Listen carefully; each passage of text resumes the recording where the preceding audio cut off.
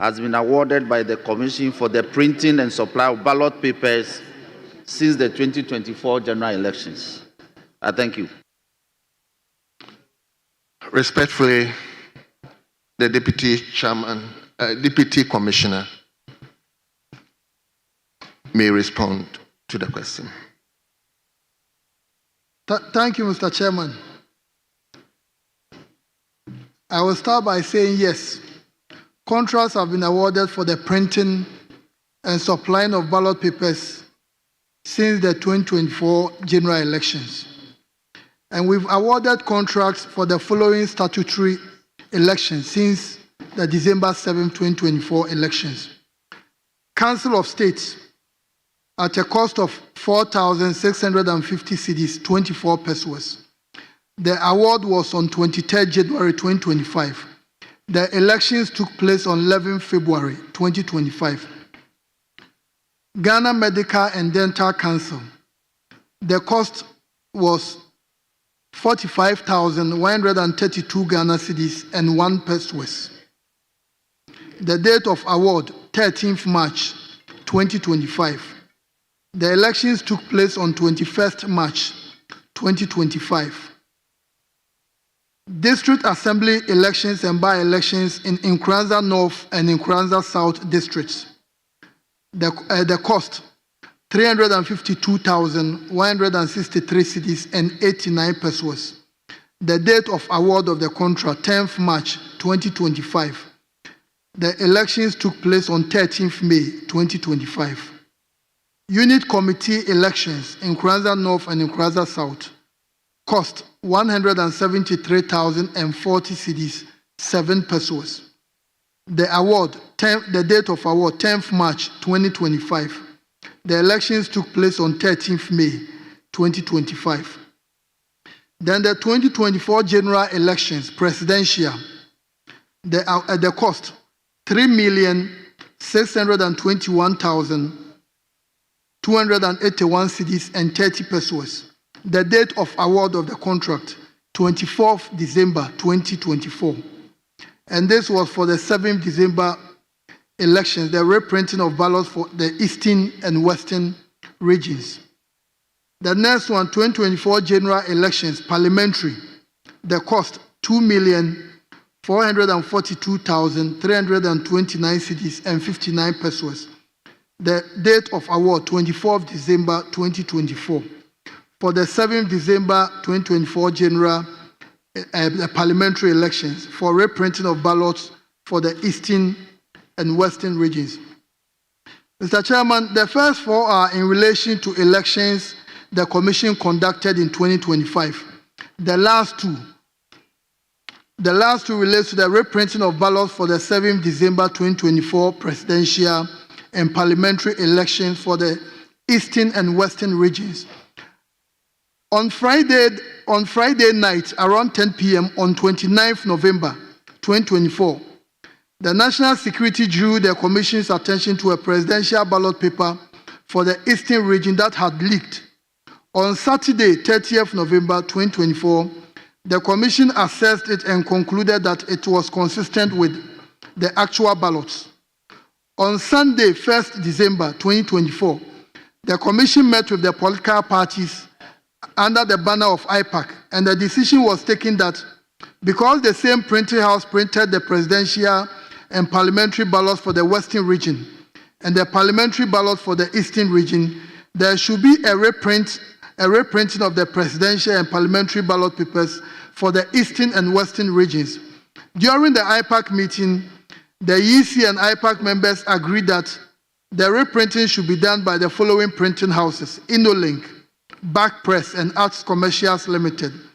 After the meeting with the political parties, the EC held a press conference where Ghanaians were informed about the reprinting. On Monday, 2nd December 2024, the Commission wrote to the Central Tender Review Committee, the CTRC, for the reprinting of the ballots for the three printing houses who have been selected at the IPAC meeting. The Commission eventually informed the printers to begin the printing on the 2nd of December 2024. In view of the pending elections, the Commission proceeded to reprint that ballot for the Western and Eastern regions in the absence of a formal approval from the CTRC. If the Commission had not done that, there will be no elections in the presidential and parliamentary elections for the Eastern and the Western regions. On 24th December, the Central Tender Review Committee granted formal approval to the Commission's request on 2nd December 2024 for the reprinting of the ballots for the said regions due to a reported incidence of leakage of ballot paper. It is instructive to note that the CTRC in their response referred to the letter the Commission sent on the 2nd of December 2024. Thank you, Mr. Chairman. Thank you very much. Honorable Member, any supplementary question? Indeed, yes, Mr. Chairman. Now, we have just informed this House that you ordered for the printing of the ballot papers that you referenced without receiving pro-approval from the PPA. And that amounted to breach of law. The procurement breach of the law, or breach of the procurement law. You agree with me?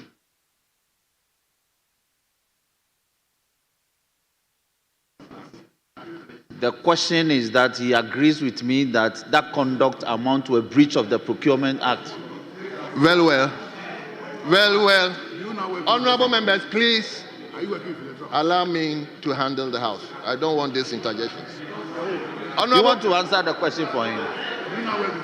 Mr. Chairman. Have you finished the question? Oh, hold on. Mr. Chairman, please save me from my brothers. When I asked that the chairperson herself be here, they say no. He's capable of answering. Now he's answering and you are worried. He's answering the question and you are worried.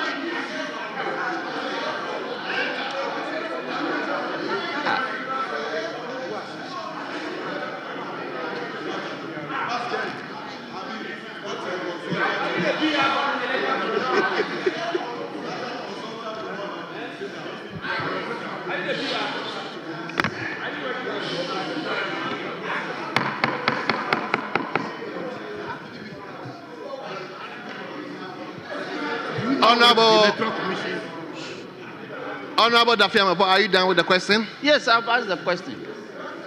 Honorable Deputy Chairman, did you hear the question? Yes, I heard the question. Then you can go ahead to answer the question. There was no breach of the procurement law. There was no breach. The commission wrote to the CTRC on 2nd December, and the elections were supposed to take place on 7th December. In the response by the CTRC, they indicated that we wrote to them on the 2nd of December. And before we printed the ballots, we wrote to the CTRC. So CTRC knew all the printing houses and the specific regions they were printing. So we didn't go to PPA. So it was only appropriate that when we had to redraw ballots for the Eastern and Central regions, we had to go back to the same organization that permitted us to engage these printing houses. So as far as we are concerned, there was no breach of the procurement law. Thank you, Mr. Chairman. Very well. Honorable members. Yes, Honorable Nelson. Please. You just told this House that but for ordering that printing of the ballots be done with prior to seeking approval, you would have been behind time. You just said that. Is that the question? Yes, that's the question. Yeah. Deputy Commissioner, you may respond to him. Yes. We said we had the problem came on the Friday, which was 29th November. Then we met with our parties on Sunday, which was 1st December. And in that meeting, the EC together with the parties identified 3 printers who will be able to do the work within the time available. So, Honorable, if you remember, Mr. Chairman, we had to reschedule the special voting for these 2 regions. So whilst all the other 14 regions were having the special voting, we had to reschedule the one for this particular 2 regions.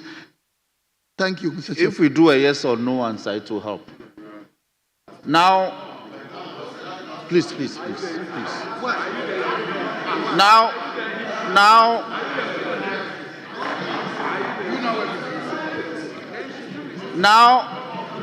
Now, who was Honorable Deputy Commissioner? If I may have your attention. Now, which entity was in charge of the distribution of the ballot paper that you claim leaked, as a result of which you had to print a new one? Yes, Honorable Deputy Commissioner. Which entity was in charge of the distribution? The distribution was done before. No, the distribution historically has been done by the EC together with the Ghana Police Service. And when we are distributing to, the political parties are involved. So it's not done by only the EC. The EC is the lead person, lead institution, but the Ghana Police Service, the political parties also have their representatives. Don't misunderstand my question. I am asking you whose responsibility, official duty it is to distribute the ballot papers. Ballot papers which leaked, as a result of which you have to reprint. That's my question. In terms of responsibility in this, is the Electoral Commission. Thank you. That's all I need. Well. Honorable Dafiama, we've asked 3 supplementary questions. Mr. Speaker. Sit down.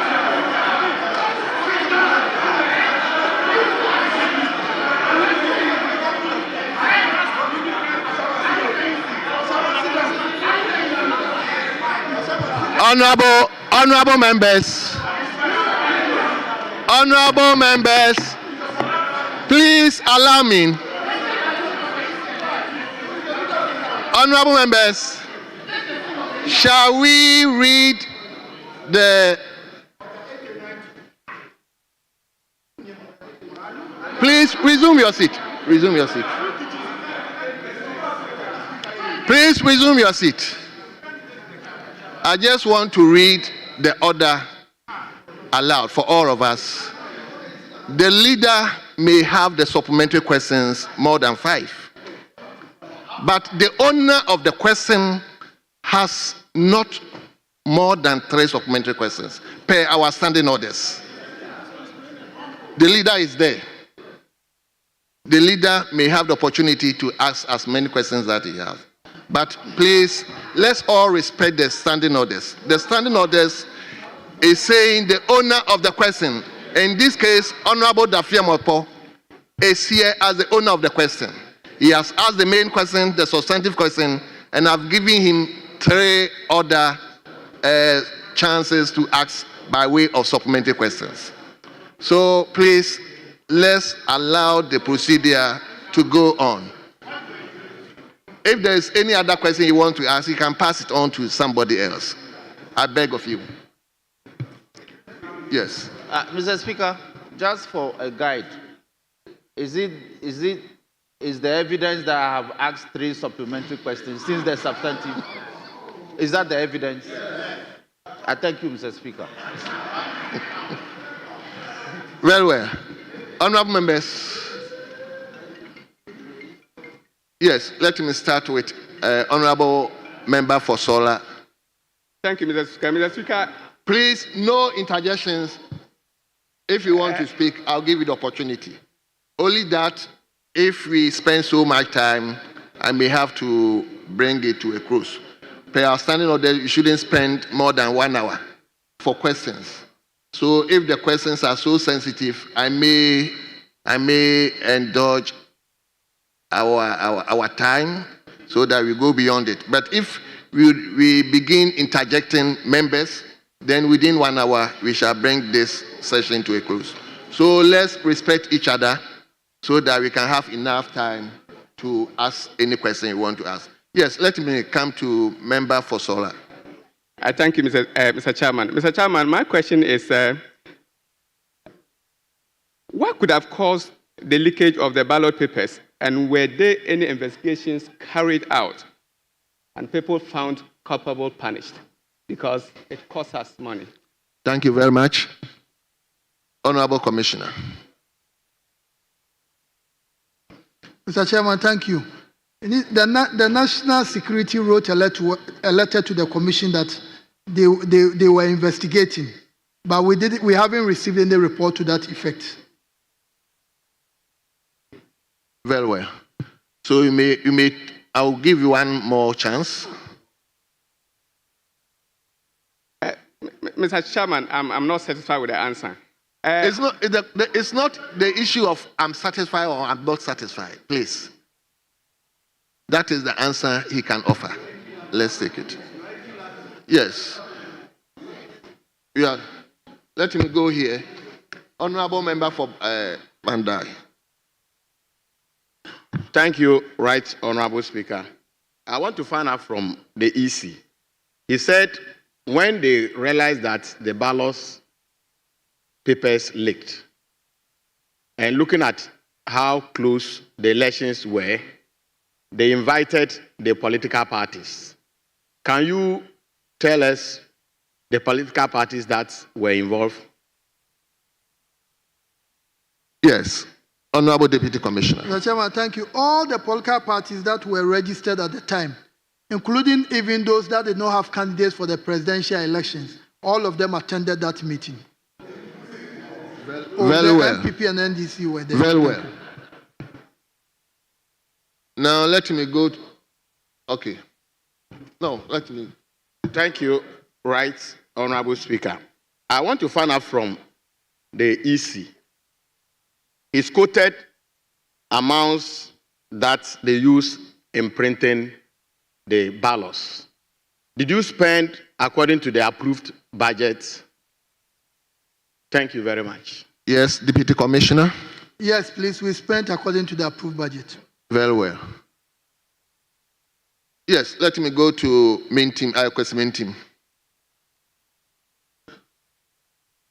Oh, may I? Yes, Mr. Chairman, thank you very much. Please, you accepted or you indicated that it was the commissioner, electoral commissioner, that was responsible for the distribution of the papers. That is what you told us. The electoral commission. Yes. Now, if you were responsible for that, and there was a leakage, would you accept a failure on your part? Yes, Deputy Commissioner. Thank you, Mr. Chairman.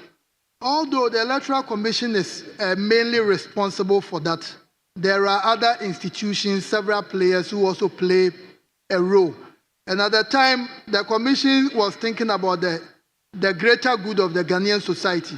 And we believe that going into the elections, having all the players accepting the rules of the game was more important. So the Commission took that decision. Thank you. Very well.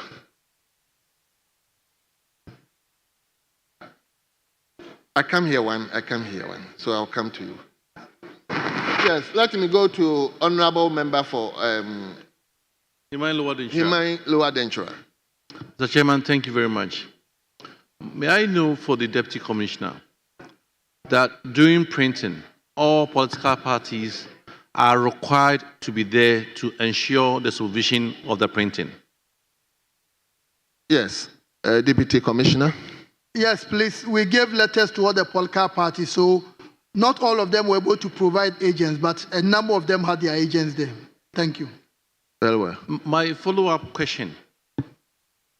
Is it also true? I heard a news item that stated that there was no leakage. However, it was rather the NDC rep who was in the room who detected an anomaly, and therefore there was no leakage, and then raised the issue. Yes, Deputy Commissioner. That's not the case, Mr. Chairman. Very well.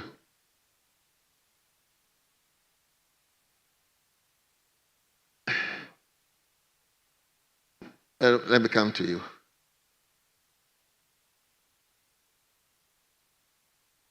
Yeah, thank you, Mr. Chairman. I would like to ask the Deputy Commissioner whether this incident, this has been the first of its kind, and if this was not the first of its kind, how did they help solve this the earlier one, apart from this current one? Well, Deputy Commissioner. That's the first time as an institution we've had such a problem. Any follow-up? Yes. Dr. Kabiru. Thank you, Mr. Chairman. Mr. Chairman, I will want to know whether or not the circumstances that led to the printing of ballots after the general elections, as posed by in the question, whether it was peculiar to these elections or previous cases. We've had such cases in the past where you have to print ballot after the general elections. Yes, Deputy Commissioner. If I got the question well, did you say printing ballots after the general election or signing contracts? The question that was posed to you was whether you have awarded contract for the printing of ballots, for the printing and supply of ballot. That was the substantive question that was asked. And you answered it brilliantly. The question that I'm asking as a follow-up is whether or not that situation of awarding and printing ballot was only peculiar to the 2024 election or 2020 elections. Before even that one, we have similar cases of you having to award and print ballots after the elections. Yes. No, Or since the election. thank you, Mr. Chairman. The standard practice is you give the award before the printing even begins. But this was a special circumstance, and the law allows that for you to address that. And let me also state that the Central Tender Committee, when we wrote the letter to them, their first meeting after the letter was 23rd of December. So they couldn't have given us the approval before the elections. Thank you. Chairman, you didn't understand my question. You are follow up a second question, please. You didn't understand my question. Honorable Dr. Kabiru. Yeah. If you didn't understand it, put the question in such a way that you understand. But you take it as your first question has been asked. Thank you very much. Mr. Speaker, the question I'm asking is that the Electoral Commissioner admitted that they had awarded contract for the printing and supply of ballot box since the 2024 general election. His answer has admitted that. And I'm asking, is this the practice within the commission even before these particular elections? That's the question I'm asking. Yes, Deputy Commissioner. And I try to explain that the standard practice is to award the contracts before. But this was a special circumstance which necessitated that. Thank you. Second question. Dr. Kabilo, let me go to Reverend Intoso. Thank you, Mr. Speaker. Mr. Speaker, I would like to know from the Deputy Electoral Officer that with regards to he reporting this matter to the National Security, may I know the last time you made a follow-up? Because it is 6 months after election. When was the last time you made a follow-up with the with the National Security, where they have gotten to? Because you were expecting a report from them. Yes, Deputy Commissioner. Thank you, Mr. Chair. Right after the elections, we followed up. But we didn't get any response. And you know, we are in the process of doing a review of the 2024 general elections. We should be doing it very soon. So these are some of the things we'll be talking about. Well. Mr. Speaker, he said right after the elections. Right after the elections could be in January. We are in June. So you mean after January, you have not made any follow-up as to whether they are done or not. That was my question. So if he's saying that you did a follow-up right after the election, it implies that it could be January. So my question is that, when was the last time after right after the election? Yes, Deputy Commissioner. Mr. Chairman, we have our Deputy Chairman for Operation who is primarily in charge of that. And he has done the follow-ups, as I said, right after the election. And the 2024 election, as far as the Electoral Commission is concerned, we haven't concluded the process. So these are some of the things very soon you hear from us. Thank you. Well. Honourable members, this side is... so I'll give Ashaman, then... so Ashaman, let me hear you. Thank you, Mr. Chairman. Yes, I heard from the Deputy Director that they seek approval from the CTR. Is that the authority responsible for procurement issues in this country? And B, which procurement method did you use in getting the contract for the supply of the ballot papers? Well. Deputy Commissioner. Thank you, Mr. Chairman. We did a national competitive tendering. And the CTRC came in because the threshold was more than that of the entity. The entity has a threshold of 1 million Ghana cedis. So anything beyond 1 million Ghana cedis, you have to get concurrent approval from the CTRC. So that's the main reason why we went to the CTRC. Thank you. Well, you asked 2 questions. You have answered 2 questions. You have asked 2 questions, my brother. Mr. Speaker, don't be unfair to me. Thank you. You know me and you. Thank you, Mr. Chairman. Director, can you furnish this House with all the procurement proceedings leading to acquiring or leading to awarding this contract, the 2024 general election? Can you furnish? Yes, Commissioner. Thank you, Mr. Chairman. For the national competitive tender, what we do is that we advertise in the newspapers. Which one?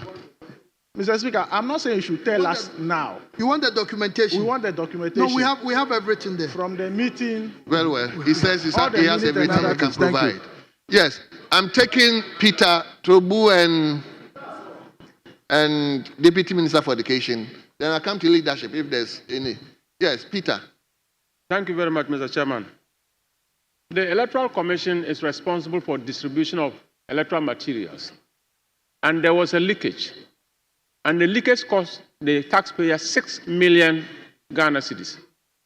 Will you agree with me that this cost, this financial loss to the state, is the responsibility of the EC? Yes, Deputy Commissioner. The Chairman, from the Commission standpoint, this is not a financial loss to the state. It's not a financial loss to the state, largely because when you look at the budget that was given to us, the Commission did not exceed, let me put it that way. But beyond that, please let me answer, beyond that, the procurement method we adopted as an institution, ensured that we were able to reduce the prices. So when you compare the cost of elections in Ghana now, in 2016, the country did the cost of election was almost $13 per voter. In 2020, we did $7.70 per voter. And in 2024, when we finish the process, we will likely do something like less than $4. So for the Electoral Commission, we believe that by ensuring that the process was credible, we needed to have the support of all the parties. So we think we did the right thing for the country. Thank you. Well. Yes, Honorable Clementa Park. Thank you, Mr. Thank you, Chairman. Mr. Chairman, I want to know from the Deputy Commissioner whether internally the Commission filed a case or a report with the Ghana Police Service. Yes, Deputy Commissioner. Mr. Chairman, because the National Security took it over, we allow them to continue and we'll get the details. Thank you. Very well. So I give you the last. Mr. Chairman, I disagree. Honorable. Yes, I disagree. Honorable. I disagree.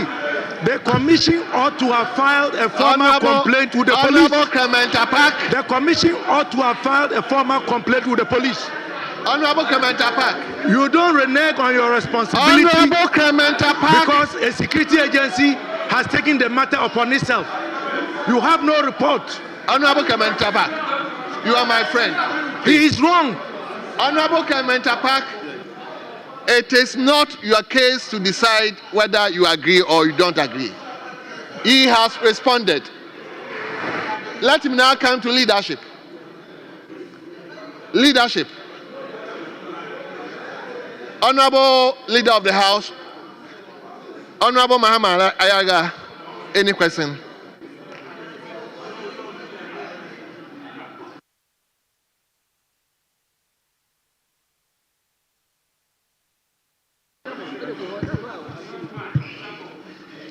Mr. Chairman, thank you very much.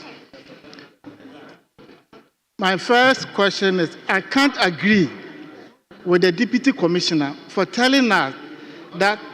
Honorable, hold on. You are to ask a question. It is not your case to say, I don't agree or I'm not agree with the... Just ask the question. He's here to answer questions. So ask the question. As to whether the question answer satisfy you or not is another angle. Your duty is to ask the question. Please go ahead and ask the question. Mr. Chairman, would the Deputy Commissioner agree with me that he calls financial laws to the state? I say so because if you have a budget line, resources have been given to you, and out of your own negligence, you leak the papers. Honorable Leader, I Deputy Whip, you know very well, under our rules, a question that has been asked, you don't need to go there again. Mr. Question Speaker, has been asked.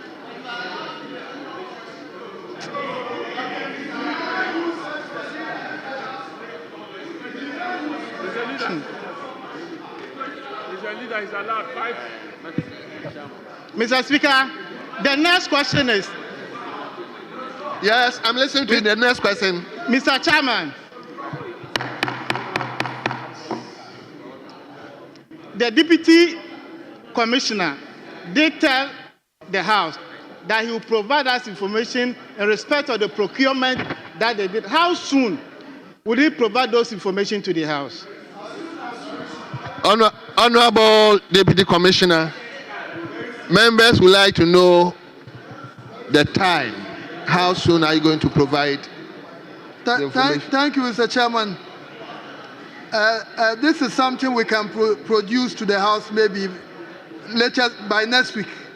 But let me also say that what happened in 2024, the Commission was guided by the integrity and the credibility of the elections.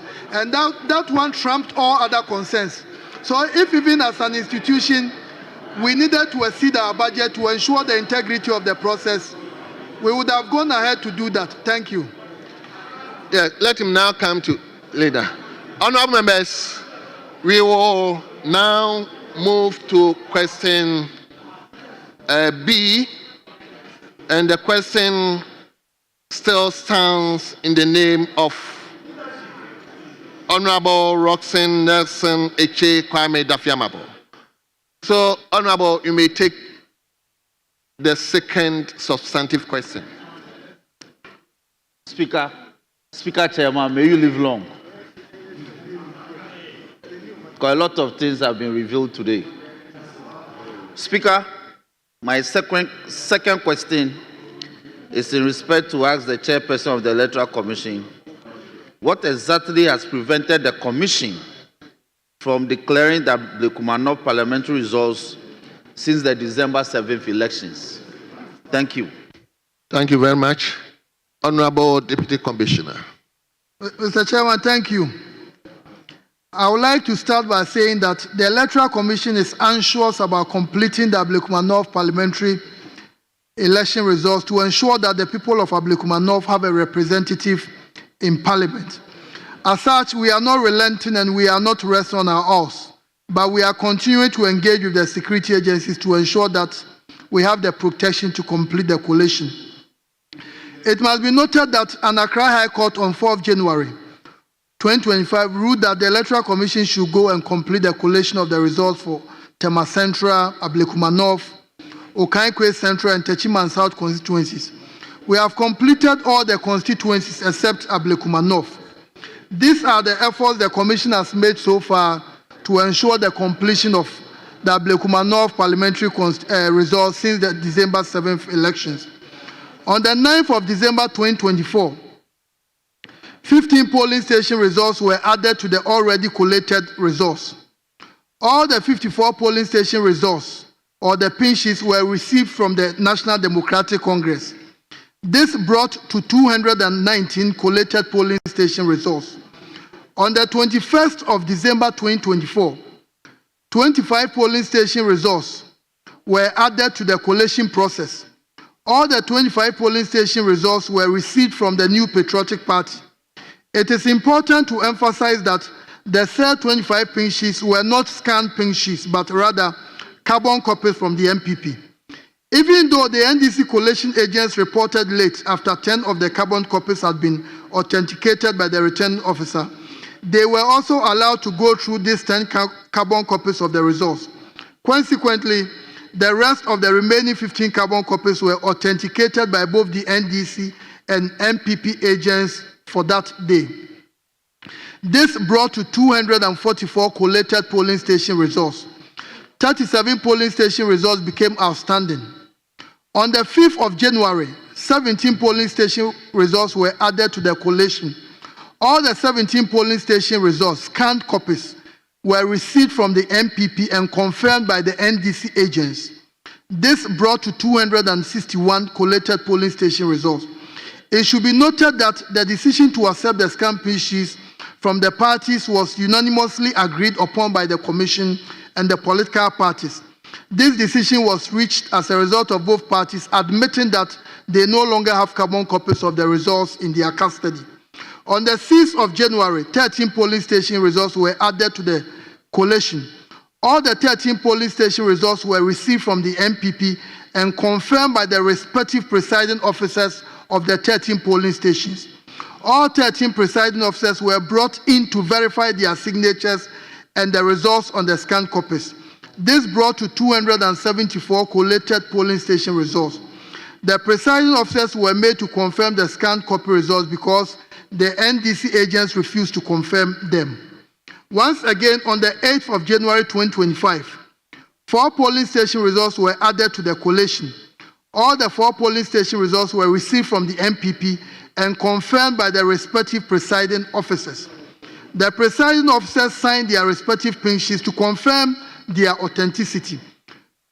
On all of these days, both the NDC and the MPP agents were present and witnessed the confirmation of the scanned pin sheets by the presiding officers. This brought to 278 collated polling station results. So 3 polling stations are outstanding. These are the attempts the Commission has made since this last collation exercise. The Commission on several occasions has made efforts to complete the collation. On the 15th of January 2025, the Commission wrote to the Ghana Police Service, the National Election Security Charge, to inform them that the collation on the 8th of January was not complete and requested for security to enable the EC to complete it on Friday, the 17th of January. In a press release dated 17th January, the Commission was informed by the police that per the intelligence available to them, the exercise should be put on hold. As a result of inadequate security, party supporters invaded the old office of the Commission and destroyed properties of the Commission, which included furniture, doors, and louver blades. Again, on 26 January 2025, the Commission wrote to the Ghana Police Service and the National Election Security Task Force requesting for a meeting on the completion of the collation process.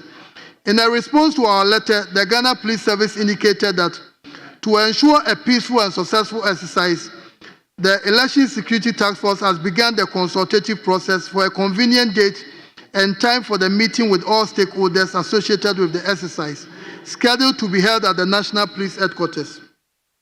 On the 4th of February, the Commission wrote to the NEST, informing them of the National Election Security Task Force, informing them of the Commission readiness to attend the proposed meeting aimed at discussing the collation. Again, in a letter dated on 17 February, the Commission wrote to the Ghana Police Service to inform them about the urgent need to conclude the collation process, hence the request for adequate security. This was after the conclusion of the two outstanding Council of State elections for the Northeast and Ashanti regions on Monday, 17 February 2025.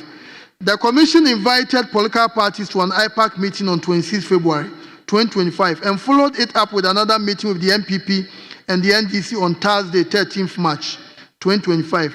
The NDC at the meeting raised some issues and followed it up with a letter to the Commission to address the issues raised in their letter. The Commission responded to all the issues raised by the NDC in their letters dated 17th March and 30th April 2025.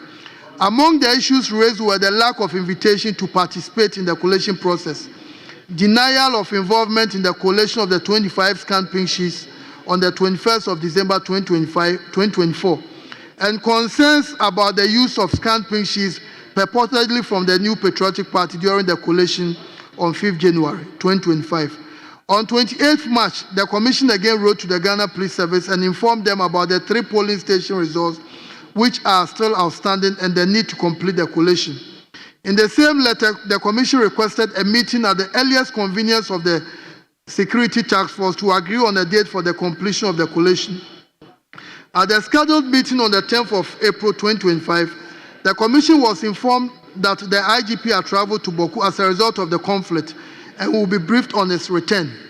On 2nd May 2025, the Commission wrote to the Election Security Task Force requesting a meeting on Thursday, 8th May 2025 to discuss the collation. At the scheduled meeting on the 8th May 2025, the collation process was scheduled to be completed on 15th May 2025 at the old headquarters of the Commission. Before the date for the collation, the police invited the Electoral Commission for a meeting on 13th May 2025 and informed the Electoral Commission that there was a pending case at the Supreme Court with respect to the Ablekuma North constituency, and further indicated that because of the legal process at the Supreme Court, they were unable to provide security to the Commission for the completion of the collation, since that will amount to contempt of court. In a letter dated 15th May to the Ghana Police Service, the National Election Security Task Force, the Commission informed them that our attention has been drawn to the fact that there was no injunction application pending or any process that prevents the Electoral Commission from going ahead to complete the process, and further requested for protection to enable the Electoral Commission to do its work. Furthermore, in the letter, the Commission requested a meeting the next day, that is 16th May, on Friday, to agree on a date for the completion of the collation. The Ghana Police Service, the National Election Security Task Force, in a response to our letter, informed the Commission that the issue of the completion of the collation of Ablekuma North constituency parliamentary election result has been referred to the Office of the Attorney General and Ministry of Justice for legal advice, and further stated that in the view of the referral, the National Security Task Force will hold on until the legal advice is received. Since then, we have followed up with the police and they have indicated they have not received the advice from the Attorney General. We have also had productive meetings with the 2 political parties about how to complete the parliamentary election collation at Ablekuma North. In the last meeting on the 12th of June, the 2 parties came with 2 perspectives to conclude the election. One of the parties stated that the process, collation should continue, whilst the other party stated that there should be rerun in 37 polling stations. To conclude, the collation process in Ablekuma North has been very, very transparent. participatory, and accountable. The agents of the NPP and the NDC have always been present throughout the collation, as well as the media. The evidence of what transpired from the 9th of December were captured by the media, and this shows a transparent process devoid of bias, and it was open. The parties agreed to the use of scan sheets and their agents approved of them.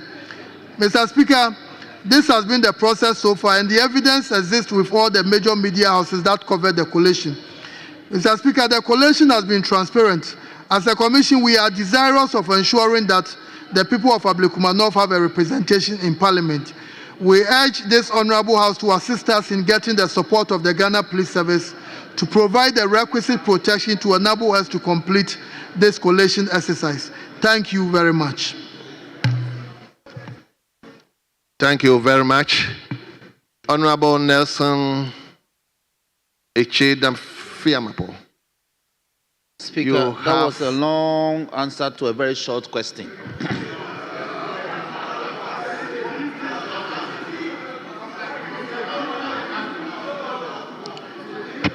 So, honorable members, let's hear the owner of the question if he has any supplementary questions.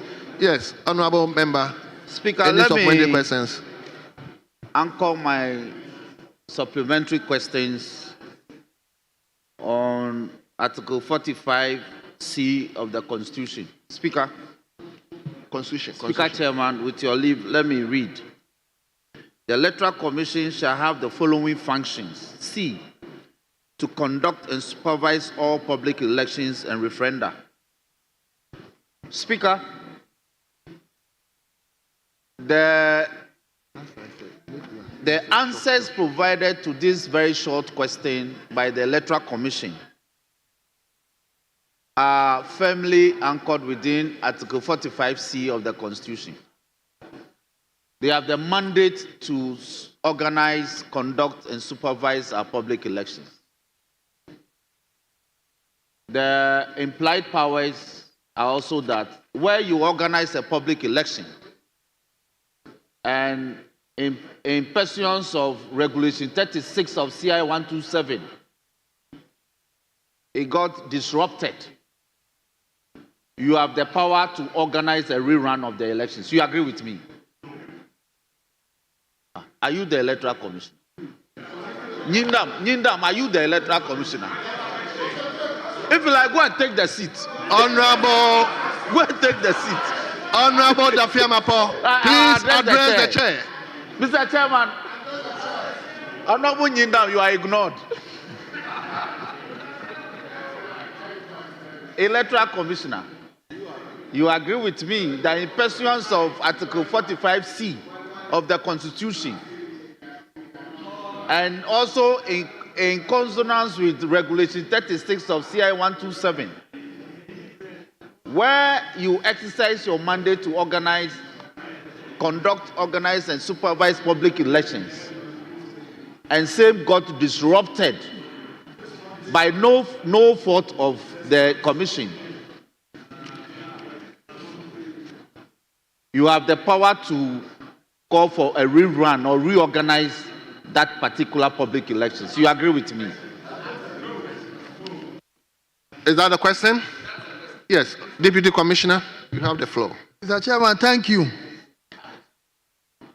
In as much as I agree yes or no, then you can explain. No, it's not yes or no. In as much we...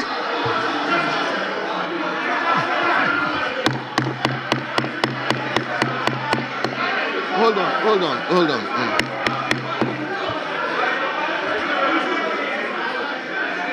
Honorable Dafiamapo. Honorable Dafiamapo. Honorable Dafiamapo.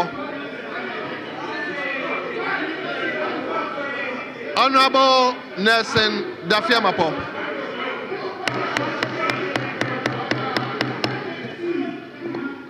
Honorable member, please.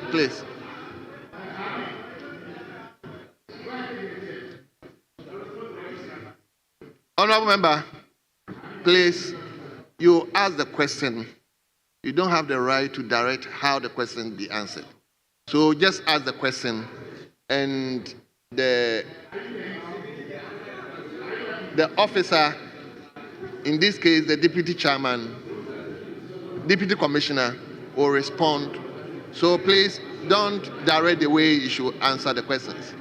So, deputy, you may go on to answer the Mr. question. Chairman, thank you. I was going to make the point that if in the wisdom of the commission there should be a rerun, the commission would do that. But in the Ablekuma instance, the evidence of the results, we had the same instance in Dobikwabenya. We even went to the extent of collecting the talicas from the agents of the parties.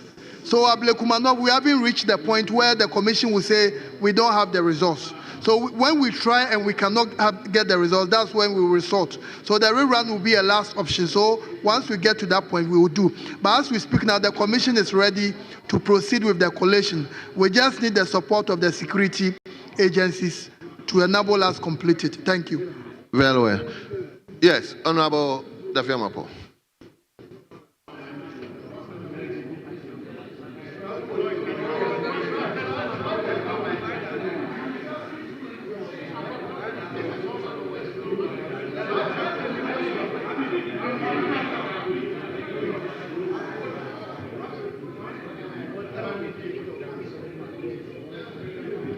Nelson, may you shift to other.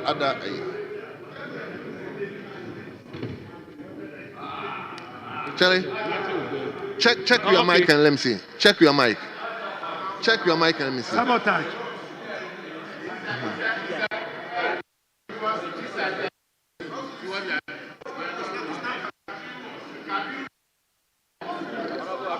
This one is working.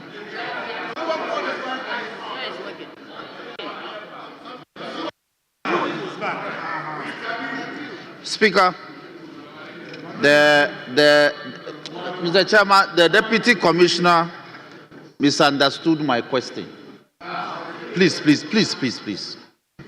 He misunderstood my question. My question was not to ask him to rerun the Ablekumanov elections, parliamentary elections.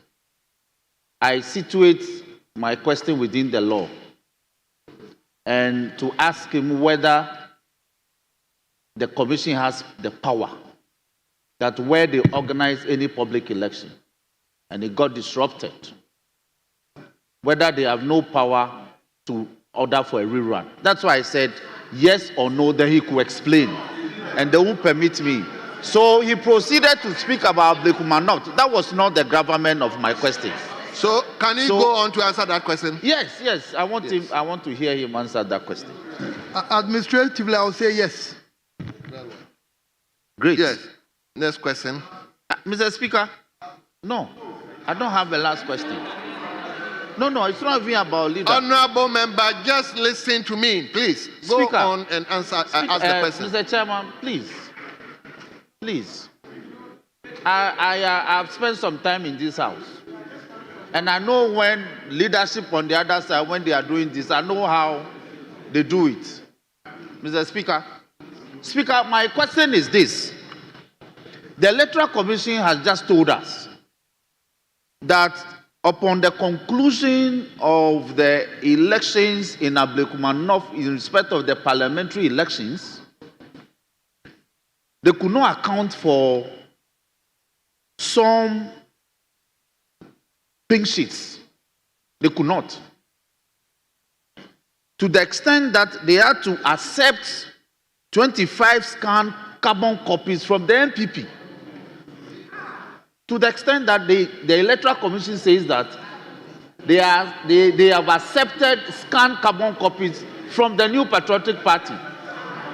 Mr. Speaker, this fact is not supported in the laws that govern the organization of our public elections. It does not.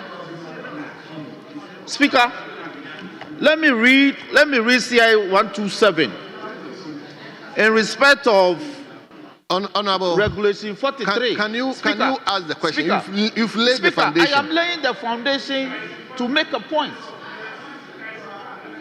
It's supplementary. I've been here, your supplementaries were like 10 minutes just to build it. Honorable, go ahead. And Mr. Speaker, Regulation 43 is head noted Declaration and Publication of Parliamentary Election Results. 43.1, subject to Regulation 42, immediately after the results of the poll for all the polling stations in the constituency of the returning officers have been given to the returning officer, and the returning officer shall, in the presence of the candidates or the representative of the candidate, or no more than 2 counting agents appointed by each candidate, assemble the results from the polling stations without recounting the ballots in the ballot boxes, except where there is a challenge by a candidate or a counting agent in respect of a specific ballot box. B, fill the parliamentary election results summary sheet as set out in Form 1D of the schedule. Speaker, the procedure provided for declaring the parliamentary results as set out in Regulation 43 of CI 127 is very clear. It's very clear. So what is the question, please? So the question is that where you have pink sheets of the Electoral Commission tainted, they cannot be accepting any other electoral pink sheets from any other political party. Speaker, honorable member. Speaker, please. Honorable Speaker, so I am putting it to him. That the story. Listen, please. Honorable Dafiamepo. Speaker, Please please. ask the question. Chairman, please. I am putting it to him that listen to the question. I am putting it to him. You are a layman, so you won't appreciate it. Putting it to him by way of question. Mr. Speaker, I am putting it to the Electoral Commissioner that the story that they took scanned carbon copies in the absence of the officially designated pink sheets from the Electoral Commission is irregular in terms of Regulation 43. And therefore, it has no basis to be counted and to be factored into the declaration of the results. Honorable Speaker, Dafiamapo. I put that to him. So is it a statement or a question?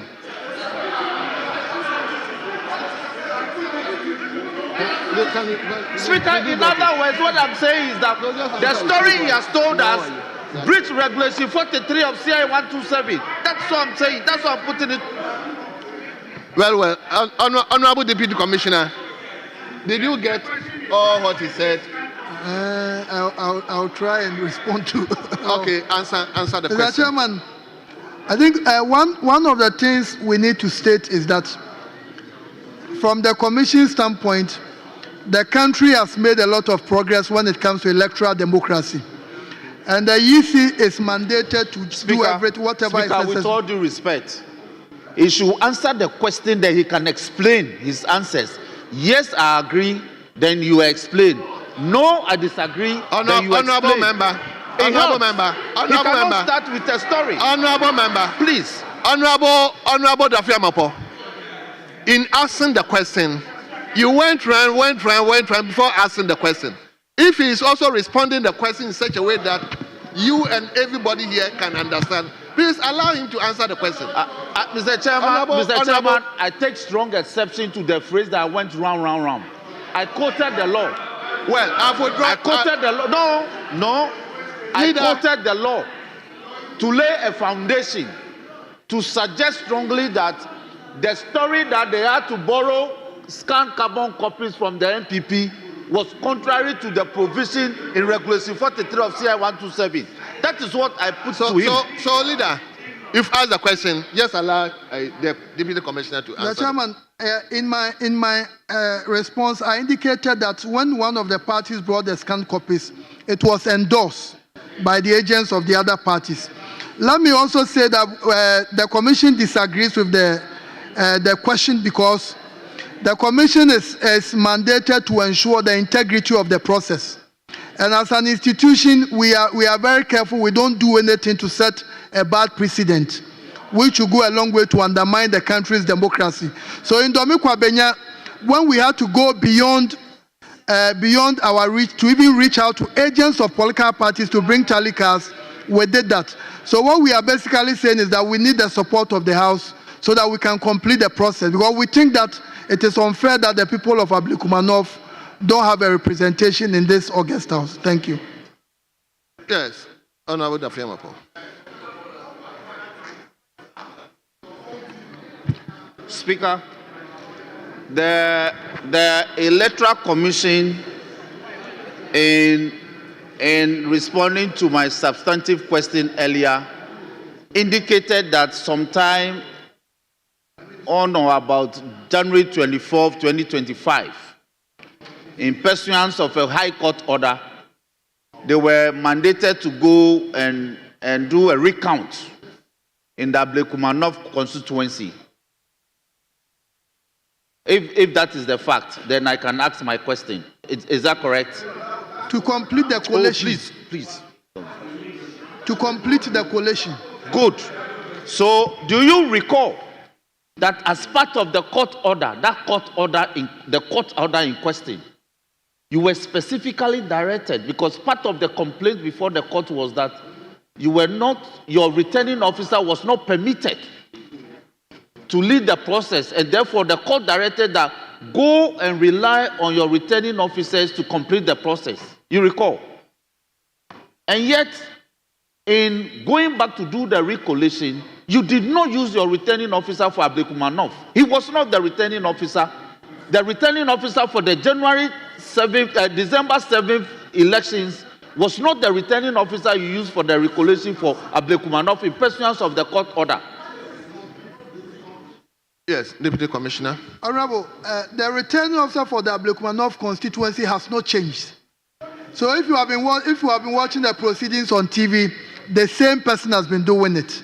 So check, please. The same person has been doing it. Honorable, if exhausted,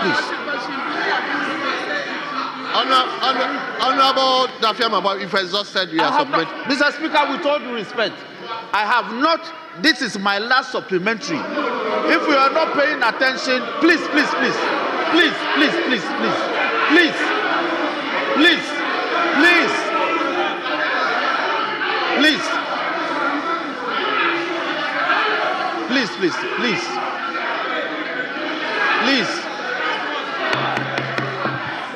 Honorable, ask that. Oh, what is that? If you recall, Honorable, the first one was rephrased. Honorable Dafiamapo, just Mr. ask Speaker, the last question. Mr. Speaker, let me say this, that clearly the Electoral Commission, in the present circumstances, based on the facts he has brought to this House, is incapable. Oh, can you be quiet? Can you be quiet and listen to me, Speaker?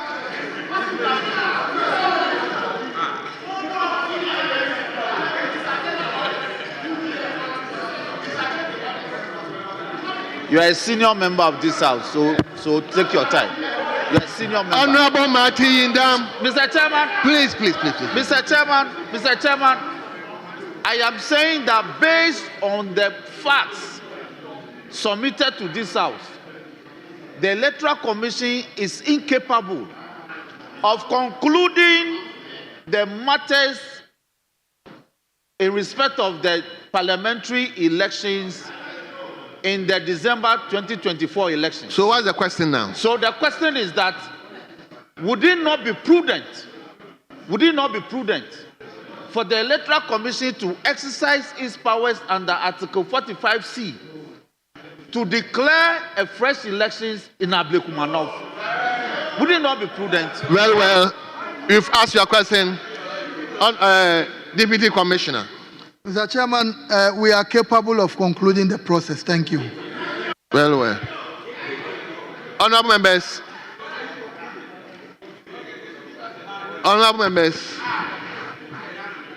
You've asked a question. I'm looking for those who have not asked questions. Yes.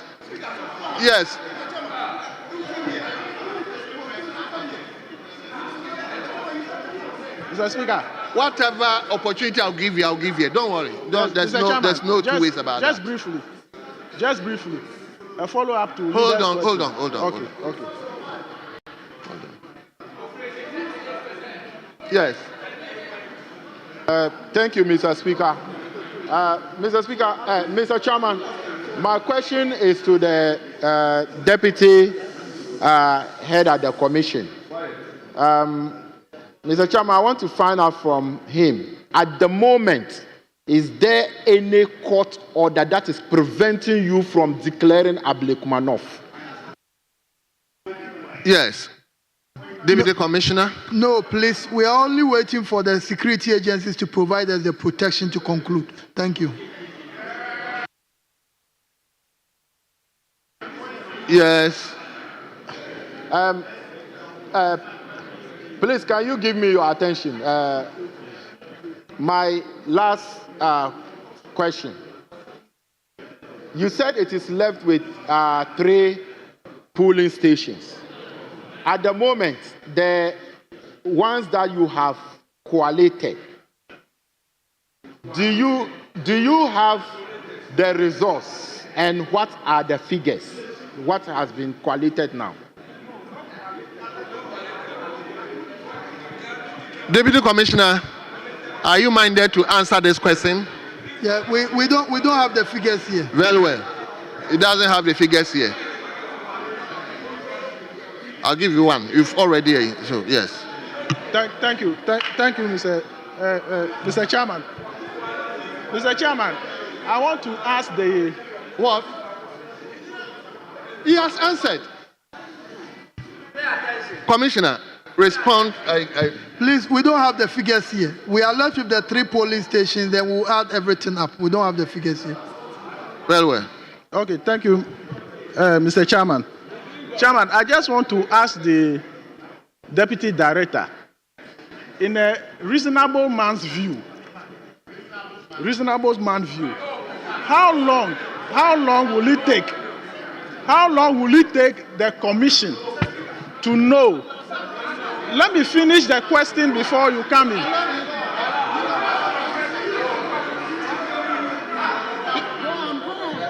So, Mr. Chairman, I'm asking, in a reasonable man's view, how long will it take the Commission to come to terms or to understand that the people of Ablekumanov are not represented in this chamber, and for that matter, waiting for the security agency in that collation to declare the result will go a long way to affect the people of Ablekumanov?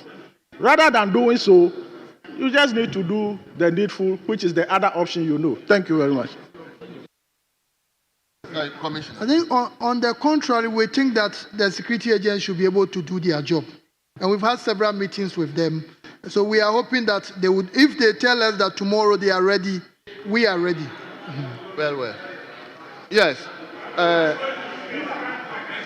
Honorable Efia.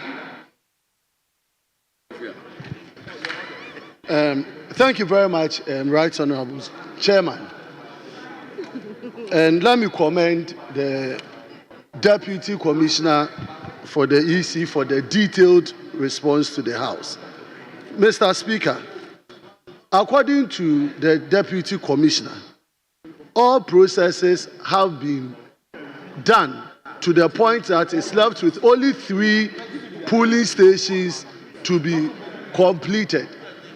Now, with the issue of security, if they write to the national security, the security task force, and they are unable to give them timelines to help them complete the collation exercise, what have they done in escalating this issue of police assistance to any higher authority beyond the security task force? Have they pegged it above the security task force so that we can get it done?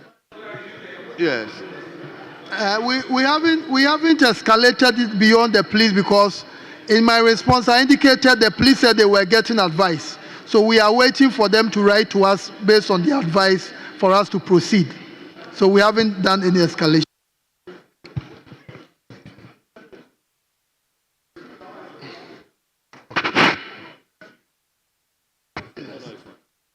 Thank you very much, Right Honorable Speaker. So in the event where now they say they are seeking the opinion from Attorney General, and the Attorney General over the period has not gotten back to the EC, is it the position of the EC that we are going to stay in abeyance until when? And so can the EC tell us, beyond the security, you have the mandate to provide the people of Ghana the final results of Ablekuma. Beyond the security that is not available, what can the EC do, since you have the final figures as at now, to give it to the good people of Ghana? Yes, Commissioner. Mr. Chairman, EC, we report to Parliament. I know until recently the Special Budget Committee, but now we know the Committee on Independent Constitutional Bodies. So we give it some time. If we are not getting any proper feedback, we'll write to the Committee on Independent Constitutional Bodies that this is what is happening.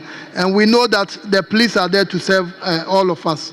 And we believe that the Parliament should be able to invite them to explain why they are not doing what they are supposed to do. Thank you.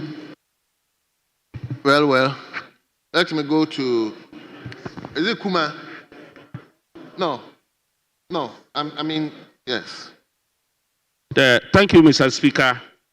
Mr. Speaker, let me thank the Commissioner for the answers. And then my question is on the issue of the cost items he itemized going downwards. He talked of the error that at a point it was $13. They brought it to $7. Honorable member. And they brought... Honorable member. Yes. I think we've gone beyond that question. That was the earlier question. Mr. Speaker, I'm coming. Mr. Speaker, I beg you, this house is a house of records. I beg you. Mr. Speaker, this house is a house of records. If we are doing registration, and Honorable member, please. The commissioner decided that they were not doing registration at various polling stations, and that they centralized the cost on members of Parliament to carry people to come to places and register. And today, the costs were borne by parliamentary candidates. And now you tell us that you reduce costs. It's not a fact. It is not a fact. We bore the cost. We had to carry people from left, right, center to go and register. It must be clear. Mr. Speaker, let me thank you so much for the opportunity. I heard the commissioner or deputy commissioner saying that we have only 3 police stations to finish with the collation. I'm asking him, with the 3 police stations, is he going to collate with original pink sheets or a scanned pink sheet? Yes, Deputy Commissioner.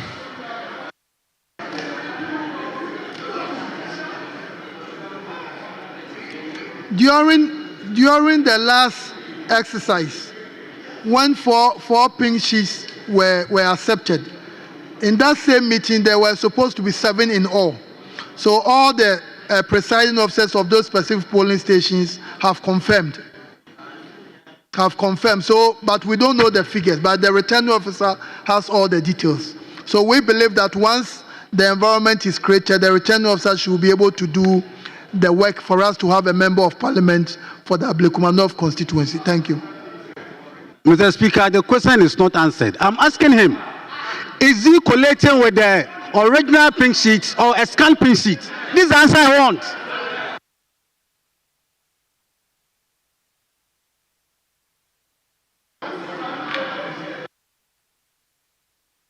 So original or a scanned print sheet? This is a simple question.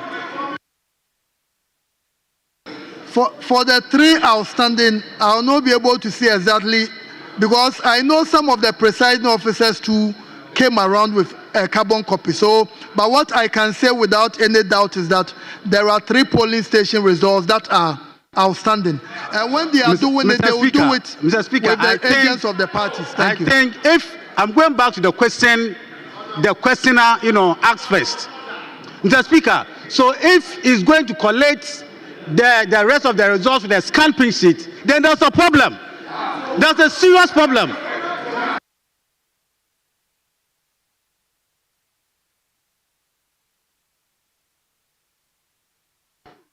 Thank you, Mr. Speaker. Mr. Speaker, I want to lay a premise where last week, Mr. Speaker, last week the Minister for Interior was here. I had the authority to ask him the state of the Ablekuma elections.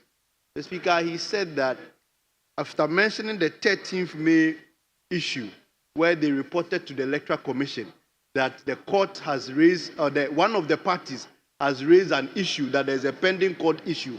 Apart from that, the Electoral Commission have not written to them again. Mr. Speaker, I asked a second follow-up question to ask whether it is true that the Electoral Commission has not written to them. Mr. Speaker, the minister came back to emphasize that the Electoral Commission has not written to them asking for security.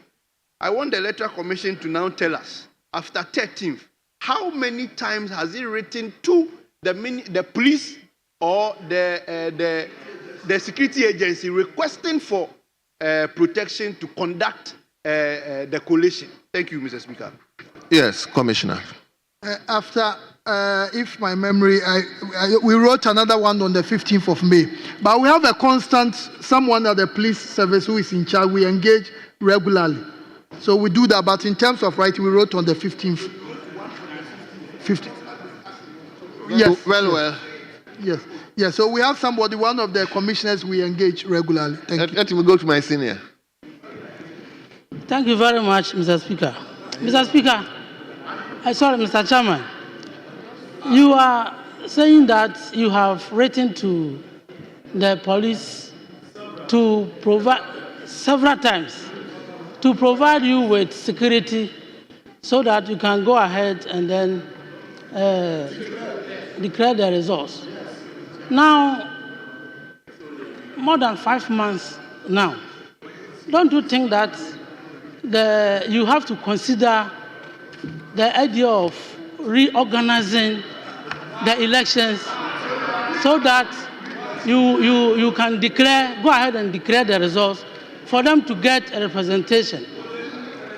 Are you considering that option of reorganizing fresh elections? Thank you, Mr. Chairman. Please allow him to answer. Please, I beg you. No, that question has been asked, but I didn't hear that. Respond. For your sake, you will respond again. For emphasis. Mr. Chairman, thank you. The Commission strongly believes that for the processes that have gone on so far, if we go back to the good people of this country that we are abolishing everything, it will not be good for our democracy. It will not be good for our democracy. Thank you. So let's allow the process to continue. Thank you. Yes.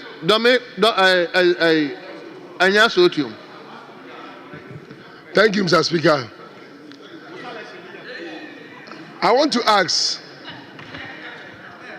according to the explanation we have gotten here, it means that the results are not out because the office of the Attorney General has not given permission to the police or given advice to the police to give the protection that the Electoral Commission needs to declare. In other words, or is that the case? Or in other words, it means it's the Attorney General's office who is delaying the result. Thank you very much. Yes.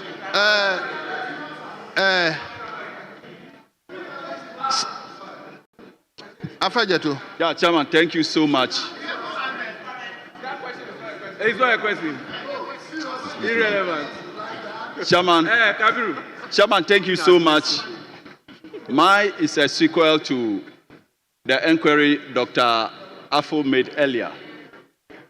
Indeed, if I recall properly, the Deputy Commissioner told us that all is set for the declaration of the Ablekumanov result, except for the fact that they cannot provide security. And that my understanding is that it is only the police that is making this whole exercise impossible for them to declare. May I know clearly if they are ready with the original pink sheet of the 3 remaining polling stations?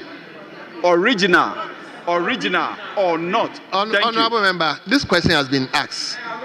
Speaker, respectfully, it's not been answered. There are standing orders, a question that has been asked. We don't go back to it.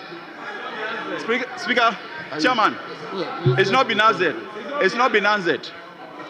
The Chairman, as I indicated, Ablekumanov has 281 polling stations. We've been able to conclude 278. So the 3, when we get to the completion, the returning officer will be there to conclude the process. Thank you. Honorable members, should I get to yes, Jerry? Thank you very much, Honorable Chair. Honorable Chair, I want to ask the Deputy Commissioner, was he able to use any scan sheets to declare election in Domikwabenya?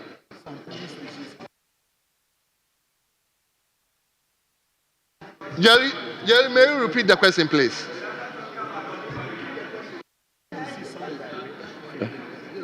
Very well. Honorable Chair, just asking the Commissioner, the Deputy Commissioner, whether or not Electoral Commission ever used any scanned copies to declare elections in 2024. Yes, Deputy Commissioner. Mr. Chairman, thank you. In Domikwabenya, what we did was we used the tally cards of the parties, which was even far beyond the scan sheet. But let me say this. The scan sheet were not used in isolation.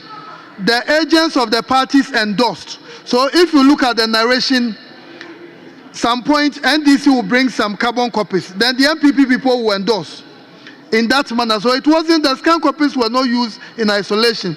And at a point when one of the parties decided not to accept, we invited the presiding officers who conducted who supervised the elections in those specific polling stations. So nothing was done one-sided. Everything was done with the support of the 2 parties. Thank you. Speaker, just a follow-up. Yes. Just a follow-up.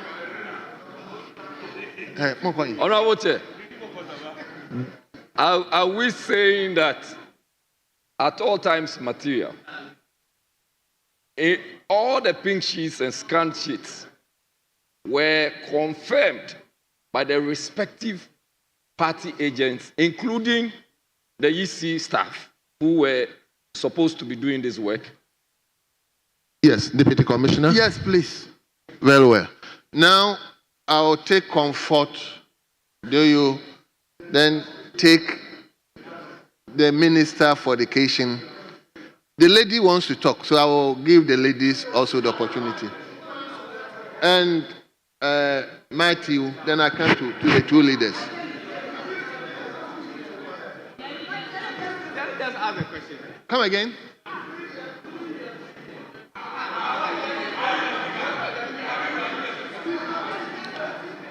Thank you, Mr. Chairman. Let him listen to her first, then I'll come to you. Thank you, Mr. Chairman. Please, my question is, now that you don't have original copies of the 3 polling stations left, and they are scanned copies, how ready are you to declare the results? Because I know you need original copies to do that, but you don't have it. You still have scanned copies. So how ready are you, waiting for the security to give you protection to declare the results? Thank you. Well. Yes. I think I mentioned that we have done 278. The 3 will be handled by the returning officer. And I made the point that there are some of the presiding officers, just when you have called them to come and endorse the pink sheet, then they will probably even provide you with a carbon copy. So when we get there, we have the agents of the parties. This is something which is done at the Collation Center. Thank you. Yes, let him go to Bandai. Honorable Marty Indam. He has asked question. He has asked question. He has asked question. Thank you, Chair.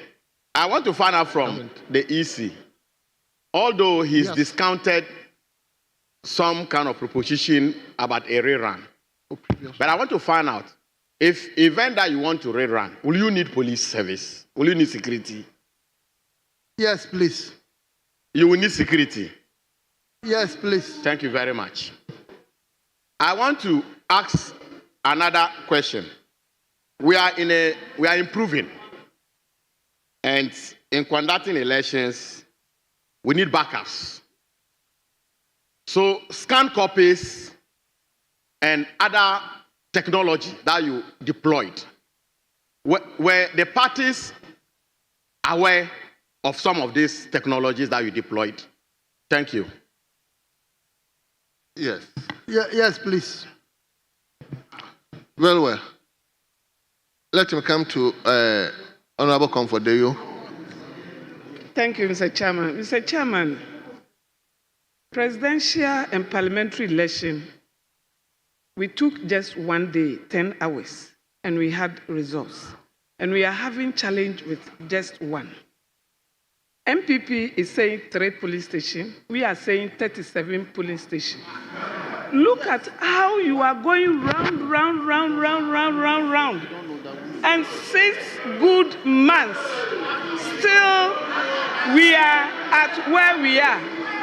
The bureaucracy on this one is too much for us. Consider their mental health. If you want to rerun, it will take you just 10 hours, but you finish. So I'm begging you, if you cannot find results there, just do the 10 hours rerun. Honorable Comfortdeyo, what is your question? Above the women there, one of them will win. And their mental health, consider their mental health. Honorable Comfortdeyo, what is your question? Today and say thank you, Abrekumanoff, for voting for me.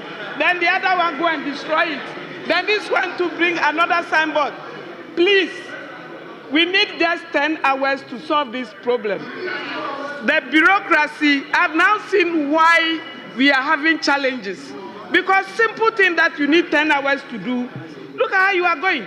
Going here, going there, seeking this, seeking that.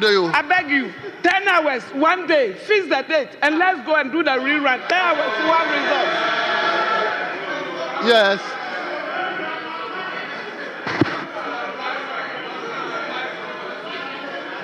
Yes. Okay, let me give it to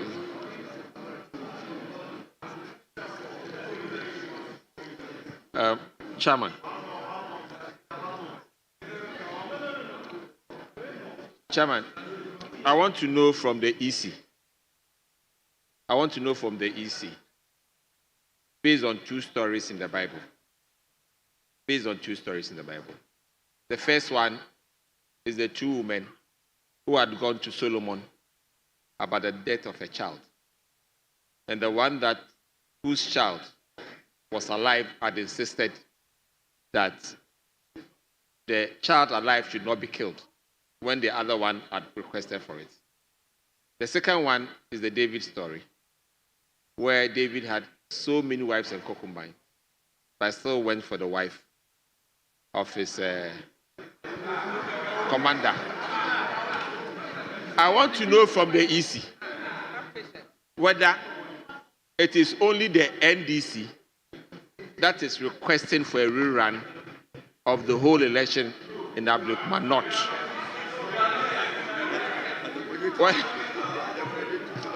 Well, whether it is only the EC that is calling for the Deputy rerun, Commissioner, the NDC. Deputy Commissioner, are you minded to respond to the question? Yes, of let's this hear you. Election based on only 3 polling stations. We've heard you. We have data on them. We have heard you. Yes, Deputy Commissioner. The Ablekuma Parliamentary constituency election was contested by only two parties, the MPP and the NDC. So I don't know whether what he's saying will apply, but only two parties contested. And the EC, as I said, we believe that this must come to an end. So we are seeking the support of the House to help us to complete it. Thank you.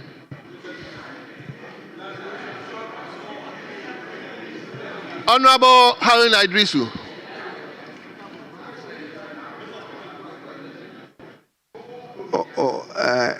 So you pick. Thank you, Mr. Speaker and leaders.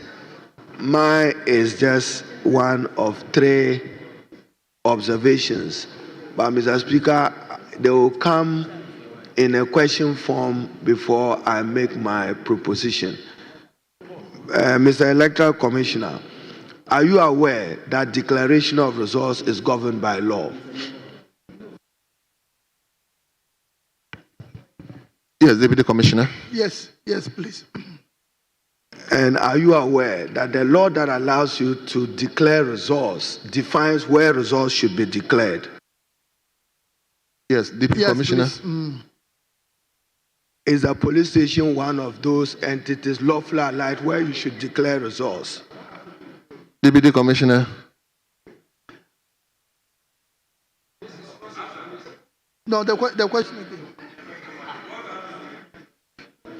Is a police station where results should be declared by the Electoral Commission in accordance with law and the constitutional instrument guiding your conduct of elections, whether presidential or parliamentary? At times, circumstances allow that. No, Mr. Speaker.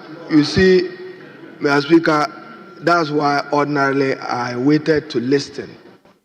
This House, Parliament, is the guardian of human rights and freedoms.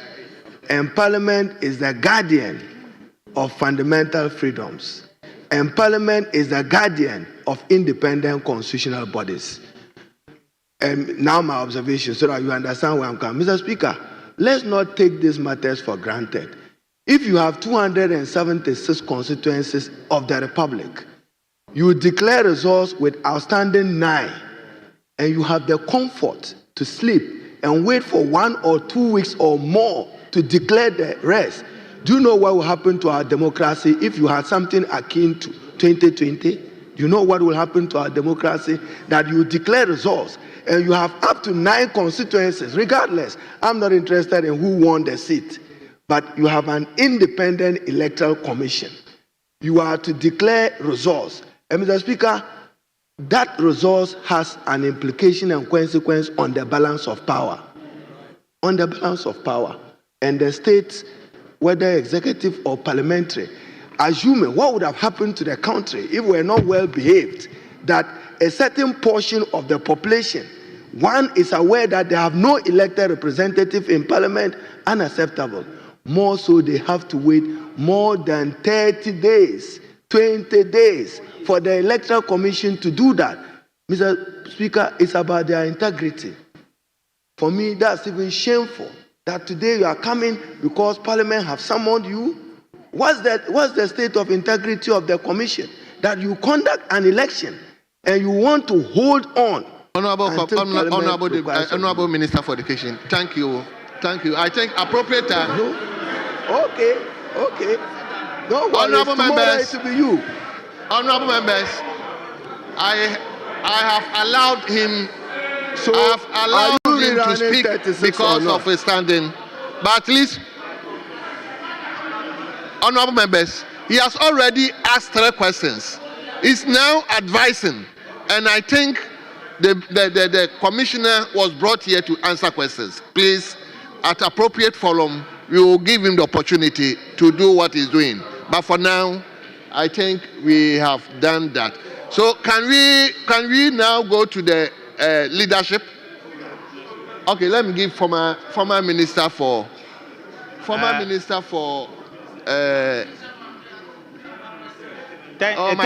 friend, I gave him the opportunity. Thank you, Mr. Speaker. Yes, honorable. Thank you, Mr. Speaker. Mr. Speaker, I want to take over from where my good friend the Minister for Education left off. That we are running a democracy and we should allow institutions of state to work. I feel very sad as former Minister for Defense that the impression is being created that the Ghana police, and if they cannot do it, to be supported by the military, cannot give the Electoral Commission protection for 3 constituencies. I feel very sad. 3 polling stations. I feel very sad. That is not the type of democracy. That is not the type of democracy we should be running. That there are 3 polling stations that should be declared to give over 300,000 people. Oh, but the man just spoke. The man just spoke. But Commissioner,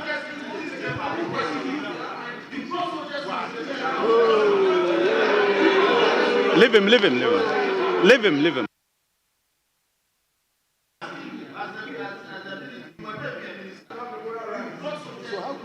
Leave him. Are you done? Continue. If you're not done, continue. Mr. Speaker, my colleague opposite is the chief whip of this house. The majority chief whip. It is his duty to bring order to the house. I'll leave it at that. It's your duty.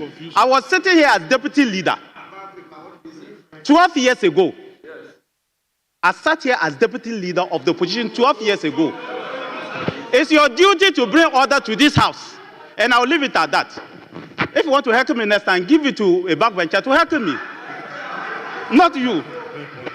But, Mr. Chairman, is the commission telling me, because I've seen it done before, in 2004, 2008, I've seen it done 2012, and even to 2016, is the commission telling me that they cannot set a date at the headquarters of the commission and declare the 3 police stations?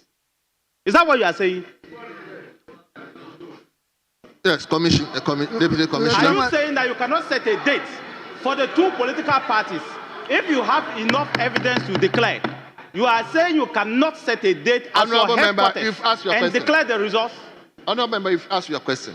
Mr. Chairman, the Commission has always made the point clear that we want to work with all the political parties to come to the conclusion of the exercise. And that's what the posture we've adopted, that we work with the MPP, the NDC, so that we complete the process. But Mr. Chairman, let me say, the Minister for Education was asking a question.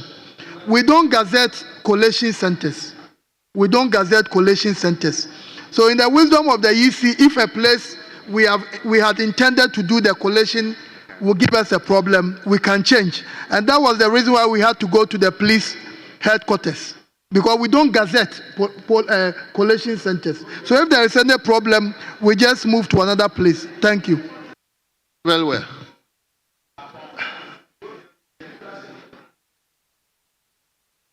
Thank you, Mr. Chairman. Chairman, the whole nation is watching us.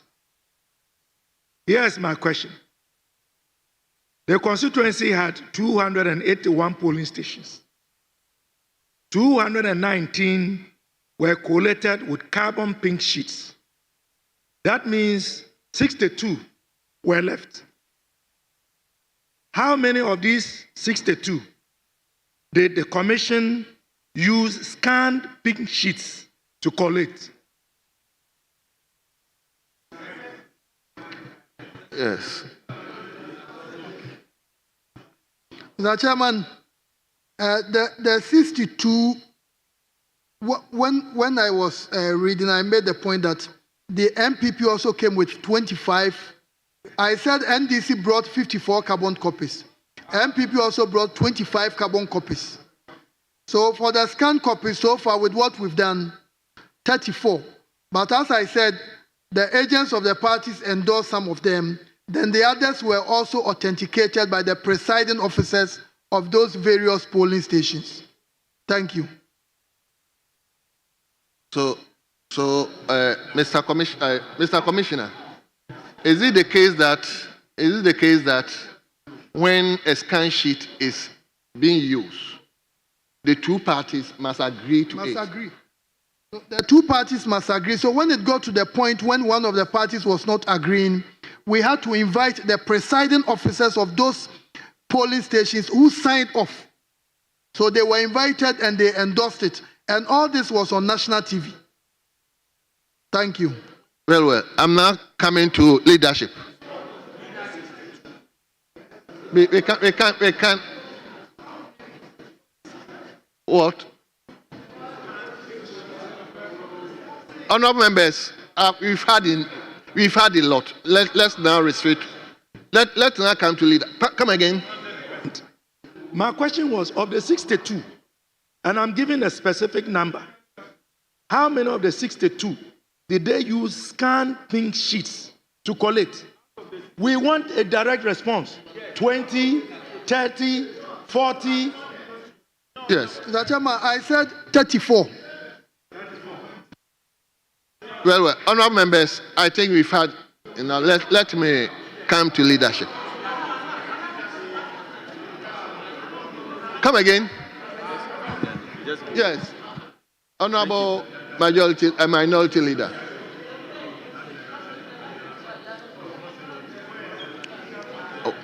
Welcome.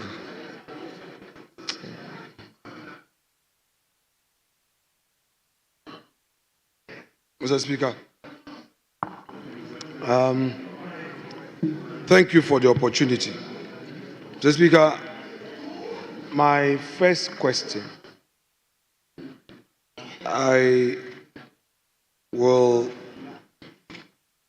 read the Hansard of this House dated the 11th of June 2025, which Hansard contains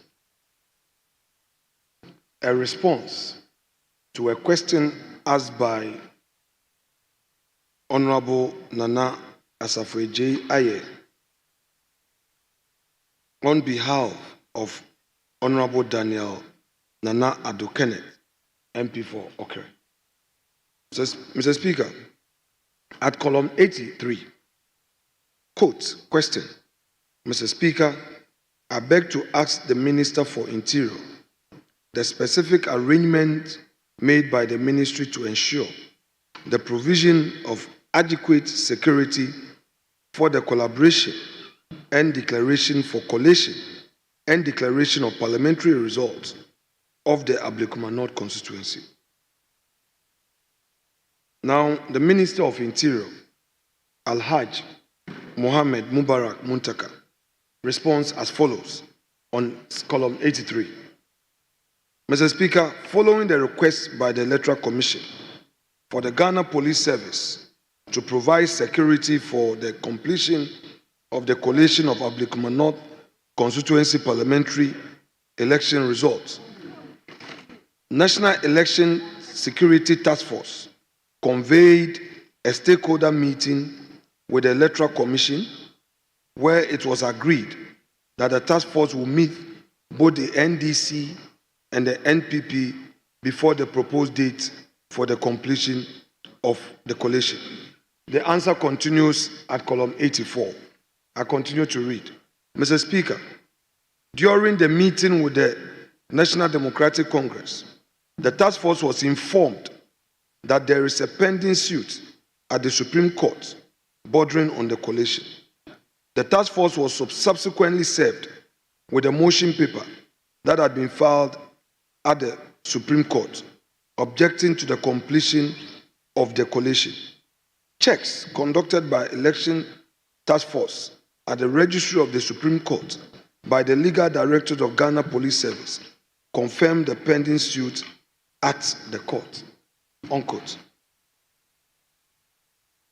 Mr. Speaker, on the strength of this, I want to ask the Deputy Chair whether he has become aware that the Election Security Task Force, led by the police, is unable to provide security for the completion of collation of the outstanding 3 polling stations because of any court injunction, and if he's become aware whether they've been served with any court process in respect of that. Yes, Honorable. Mr. Chairman, we have not been served with any process. And as I said, the police has made us aware that they are getting the advice. So I know from next week we'll continue to engage them and we'll let them know maybe we want to do it on this particular day. Once they are ready to provide us the security, we'll just proceed.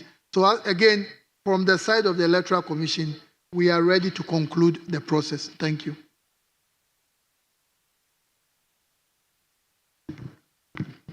Well, Chairman, I know that all these processes started before the 6th of May.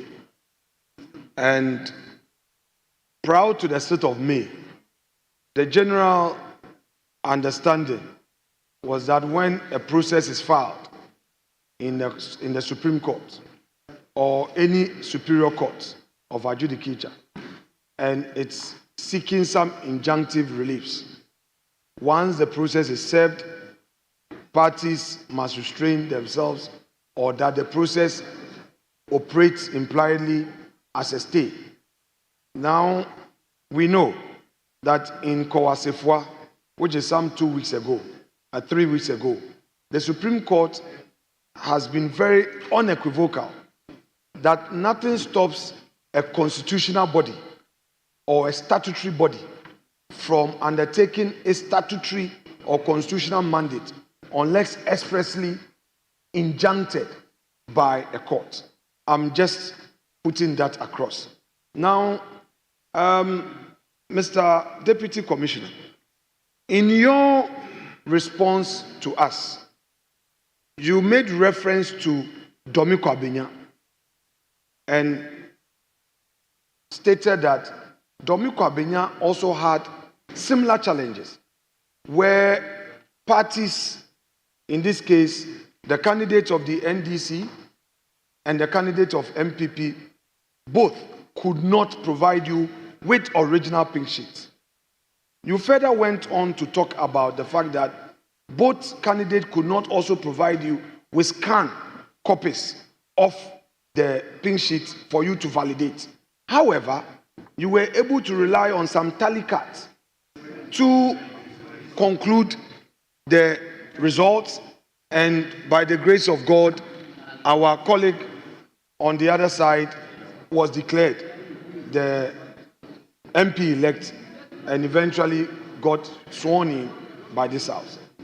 May you explain what you mean by the tally cards in the absence of the scan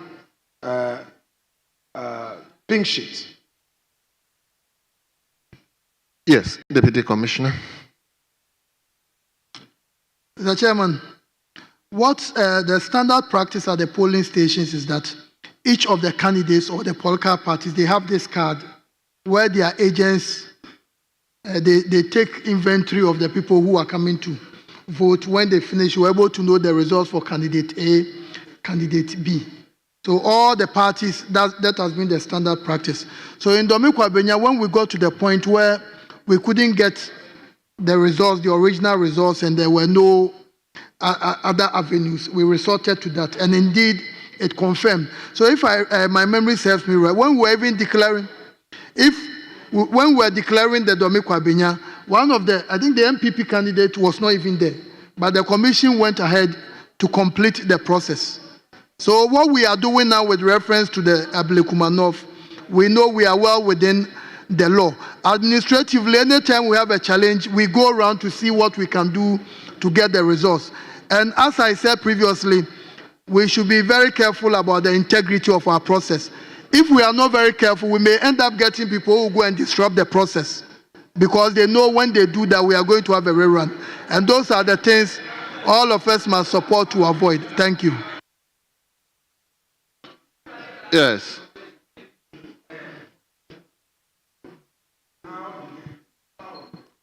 Yes, leader, please. We have a lot of it, so don't look at them. Look at me and Go ahead. Mr. Chairman, I was coming to this very important point, and the commissioner has managed to take the wind out of my very good sail. But it needs emphasis that although the candidate of the MPP, Mr. Mike Okwe Jr., objected and protested,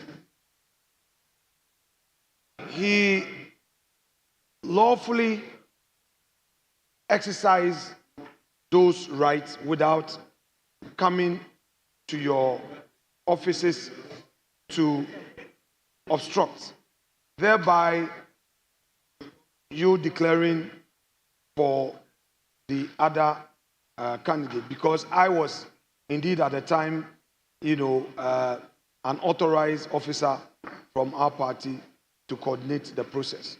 We disagreed, and I said no, but you had relied on precedents to say that it is the only way, and we agreed.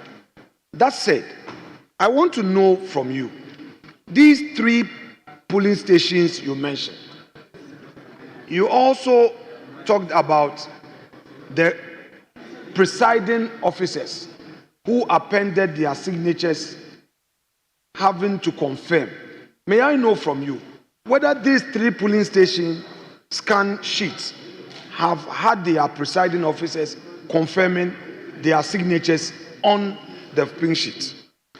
Yes. Mr. Chairman, Commissioner. When it comes to the parliamentary elections, the one in charge is the returning officer. From the engagement we have with the returning officer, he tells us he's ready to complete the process. So if the returning officer tells us he's ready, then I believe that he should have what it takes to complete the process. Thank you. Yes. This is question 4. No problem. This is the 4th. Yeah, this is the 4th. No, that's okay. Mr. Deputy Commissioner, the Honorable Haruna Idrisu, a very respected senior member of this House, whose politics started way before this August House. And as a senior member, former leader, and now education minister, he's raised a very important constitutional issue, which matter has received the blessing of another senior member, Honorable Dominic Nitiwo, to the effect that as a constitutional body, you owe a sacred duty to the Constitution and to the people. All you've said today tells us one thing: you are ready. Now, is there any lesser price to pay? Is there any lesser price to pay than to discharge your duty and suffer any punishment for it? Because, Mr. Chairman, the Deputy Commissioner is saying that all they need is police protection. But in the fight for civil liberties and in the protection of rights and freedoms, people have suffered for it. I want to ask you, don't you think that you can take the moral high ground with all the confirmations done, like you did in the Domiko Abenya? Domiko Abenya, when you were declaring, there was no police. I was available. Domiko Abenya, there was no police. A party protested, but you proceeded. So don't you think that on the strength of what Mr. Idrisu and Mr. Nitiwo have advised, coupled with the very point I'm making, you as a commission can boldly proceed to conclude this so that Ghanaians will see that the police has delayed you and you had proceeded to do your constitutional duty even at the peril of your life. Don't you think that you would have to proceed on that path? Yes, Deputy Commissioner. Mr. Chairman, thank you.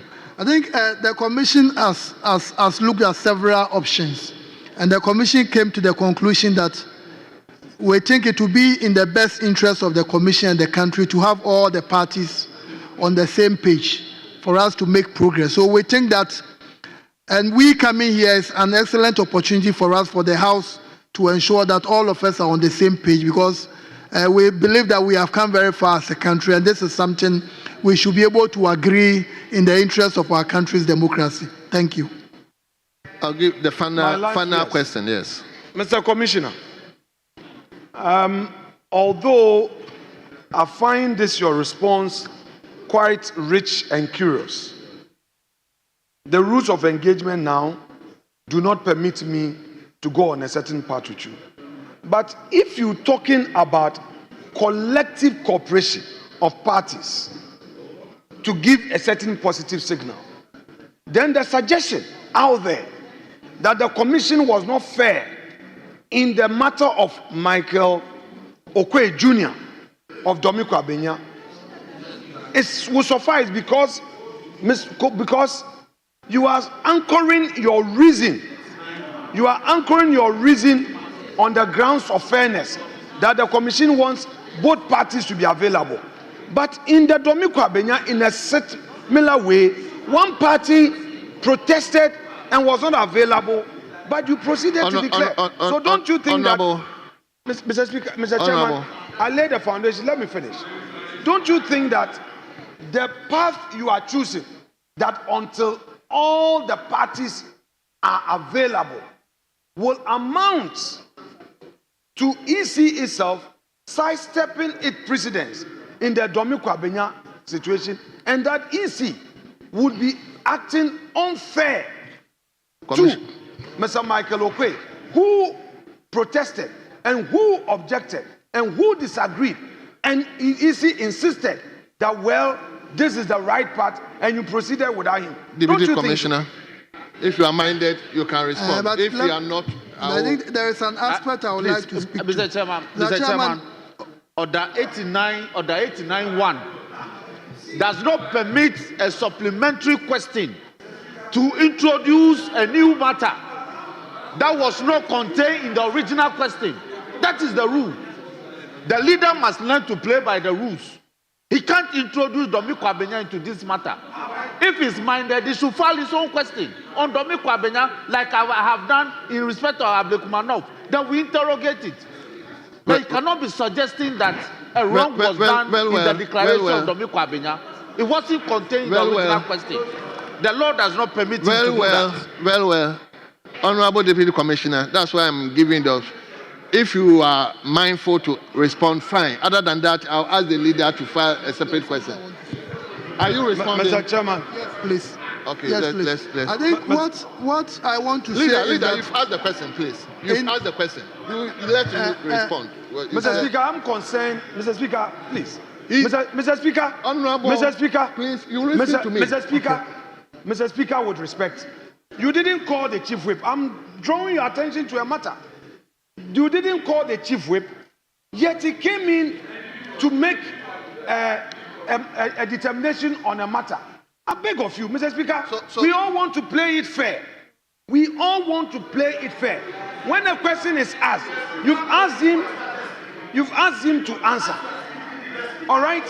You've asked him to answer. Let us play the rule fairly. The man, he referred to Domiko. Mr. Speaker, have you finished? He referred to Domiko Abenya in his answer. He copiously referred to Domiko Abenya, And that is the reason why Very well. I asked Domiko Abenya Very well. in the supplementary. Very well. Mr. Speaker, let's play fair. So am I not playing fair?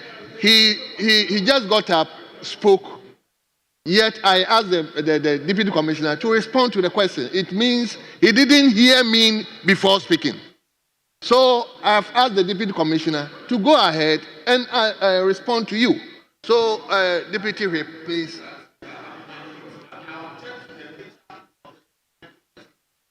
Speaker, with your leave, let me read Order 89.1. Honorable Speaker, member.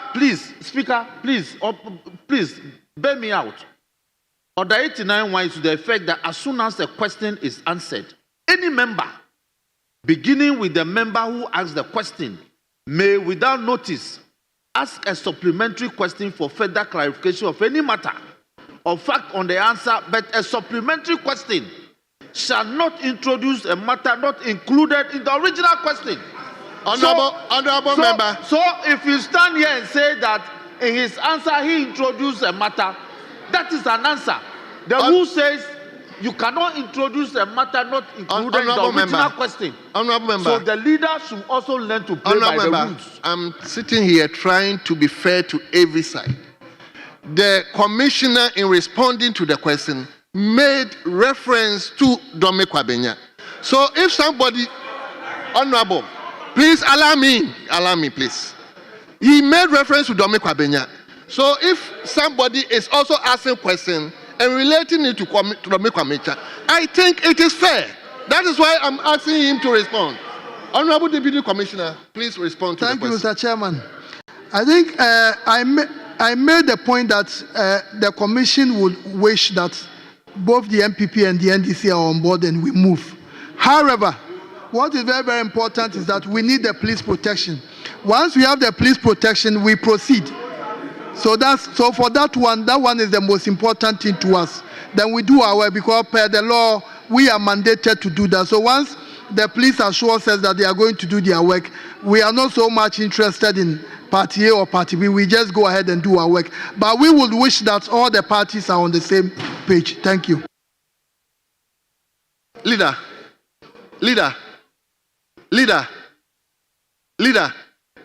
Please, we've come to you.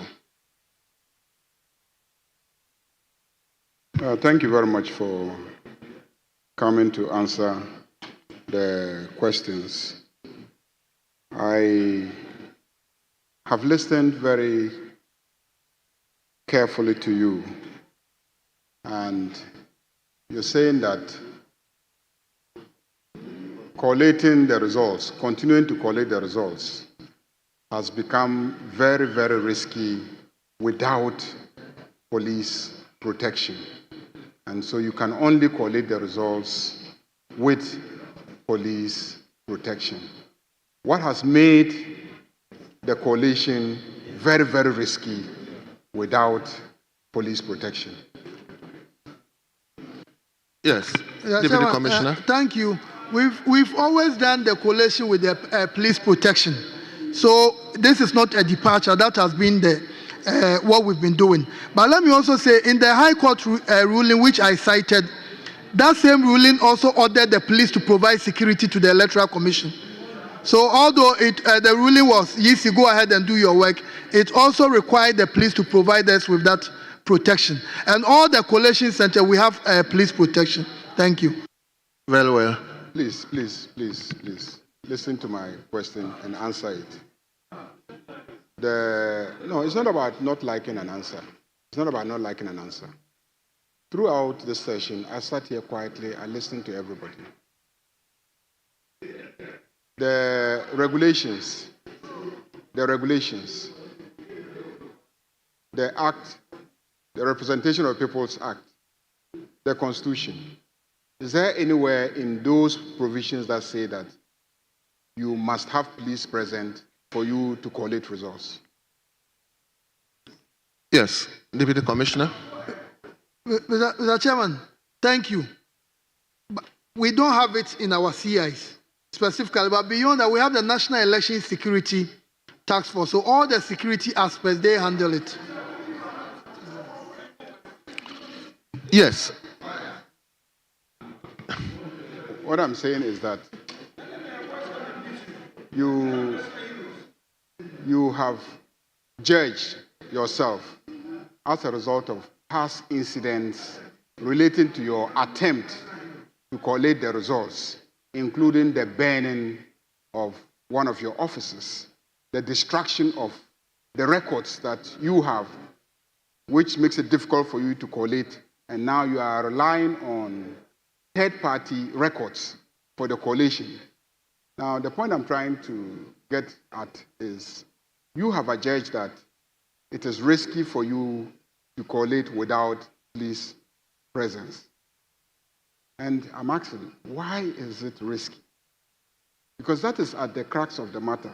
Why has it become risky? Has it become risky because the two sides in the election, one side is disputing certain records, the other side is insisting on certain records. And because of the disagreement over these records, one side is threatening to disrupt the process if you proceed to collate, for which reason you need security. Is that what it is all about? Yes, please. That's what is happening.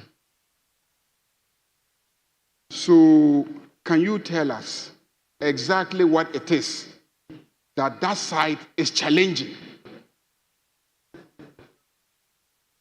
Mr. Chairman, thank you.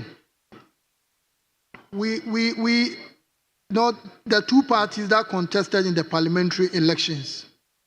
The parliamentary election in Ablekumanov. When we finished the collation, when we started the collation on the 7th, we had, after almost 163 or something, all of them came that their pink sheets had been destroyed. When we were left with a little over almost 120 or so. So we decided to resort to other measures to be able to do that. And there was clear understanding until it got to the remaining 37 polling stations. And when it got to the remaining 37 polling stations, the 62, one of them brought carbon copies, which was accepted. The other party accepted, so there was no problem. Of the remaining 37, one of the parties brought that, and the other party started accepting it. And when it got to about 17 or so, remaining 17, then the other party said no, they will no longer accept it. So that was the point we started bringing in the presiding officers to come and authenticate whether indeed the signatures were their signatures and whether the figures written there were the figures they actually wrote. So that's why we got to that point. So we did 14. And out of it was left with 17 and we did 14. So we still have the 3 outstanding. Thank you. Yes. So the source of insecurity is as a result of one party challenging one that 25 of the 59 copies were actually carbon copies and should not be added to the scanned copies. There were 62, and they brought 25 carbon copies, which were accepted. So it was left with 37. And the 37, the agents of both parties accepted almost about 20 of them. So the remaining ones were those we brought in the presiding officers to come and confirm. At your June 12th meeting, you had your last meeting was June 12th with the parties. Yes. Was please. June 12th. Yes, please. The parties were present. At your June 12th meeting, one of the parties insisted that they were not accepting any of the results beyond the 25 carbon copies, that they were demanding that 37 polling stations should be rerun, whilst one party was also insisting that only 3 polling stations should be rerun, because that is the polling stations that they thought were not accepted. So there's still a dispute between the two parties, one party standing at 37 polling stations, the other standing at 3 polling stations, and one party is insisting that the presiding officers did not participate in some of the processes. So the issue is the fact that you don't have the original records. The two parties also say they've lost their records. In some instances, one party comes with some records and you decide that you are ruling that that record will be accepted. Sometimes the other party is protesting. Because don't forget that the whole process of the collation was covered by TV3. TV3 covered it live. And on TV3, we saw challenges to the acceptance of some of the scanned copies. And we also saw your staff overruling the challenges and insisting that they will accept those scanned results. So, yes, TV3 covered it. It was a public event, and TV3 covered it. The footages are there and can be produced. So clearly there is some disagreement about the evidence. You are making categorical statements that you have covered all except 3. But there are footages establishing that there is disagreement by one party regarding a number far in excess of the 3. 1, that being the case, can this House, as a parliament, invite the parties individually, the returning officers, the presiding officers, the agents, and the officers who we saw on the TV, in the footages, and try to establish the facts as you are alleging here? Can this House go beyond your allegations and invite the parties and ascertain the facts to decide if we should go ahead and force the police to go and then provide security for you to collate and declare the results? I hope you got the question. Yeah, Mr. Chairman, I don't know if it's the function of Parliament to do that. But what I can say without any doubt is that all the processes have been very, very participatory. We have involved the agents of all the candidates in the process.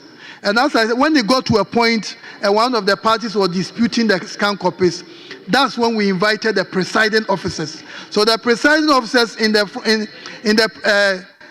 on national TV admitted and they endorsed the results. And I've made this point earlier. The Electoral Commission, we are not interested in the outcome of elections. We are only... No, let me make the point. We are interested in the processes leading to a very, very successful outcome. And we think that that is what we must fight for. So I made the point that we are beseeching the leadership of the House. We are beseeching the leadership of the House because our elections are the best. Our elections are the best. When you look at the Electoral Integrity Project, Ghana is ranked number 4 in the whole of Africa. And those who have seen the EU report on the 2024 election, they gave us almost 90%. In 2020, they gave us about 95%. So clearly, the Electoral Commission is doing its best. So we think that support us to be able to achieve our objective of becoming one of the best when it comes to the business. All the processes, there have been no bias. Everything has been very, very transparent. Thank you.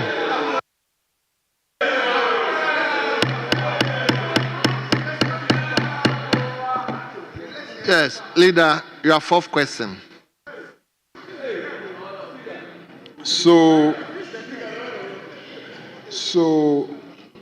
the process has been participatory. You've tried to listen to all sides.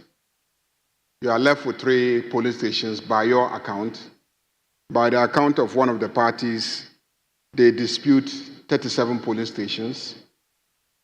You need the protection of the police to carry on the rest of the exercise. You are not getting the protection of the police to carry on the rest of the exercise because by the police's own evaluation, there's a security threat. Publicly, they've said they have the capacity to deal with it. Then they say there's a legal matter, and on and on and on and on. This House, as a parliament, definitely has the capacity to go beyond you where you have reached and you have challenges. This House as Parliament can go beyond you and listen to all the parties and give directives. So the question yes, this House has the capacity. This House can direct the Minister of Interior. This House can direct the IGP. This House can direct the Minister for Defense. This House can direct the Commander-in-Chief of the Armed Forces. So the point I'm making is, before But this you House... cannot direct the EC. No, this House will not direct the EC. Okay. Before this House gives a directive, the House has to convince itself of the facts. And so far, this House has heard only from you. This House has not heard from the two political parties. So the question I'm asking, are you comfortable with this House setting up a committee to invite the parties, to hear from them, to confirm the facts, so that it can give the directives that you need? Yes. Yes.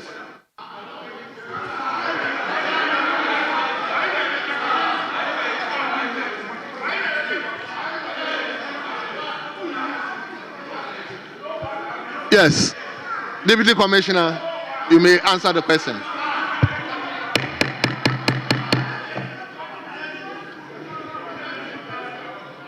Mr. Chairman, as the Minister for Education indicated earlier, the Parliament represents the people of Ghana. And if the EC is an institution of Ghana, anytime we're having problems, we come to now the Committee on Independent Constitutional Bodies. So what the EC wants the Parliament to support is get the police to support us to complete the work. Thank you.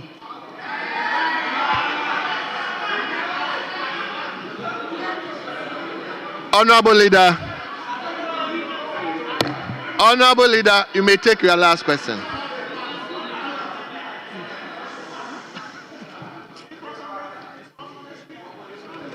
Yeah, this House is ready to support you.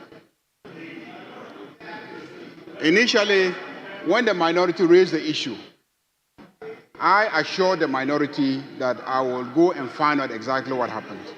I went to the police.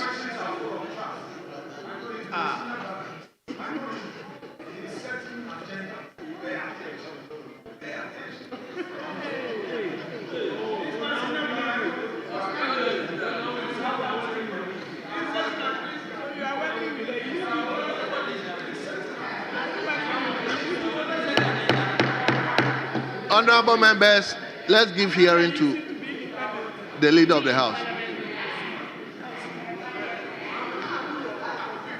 Mr.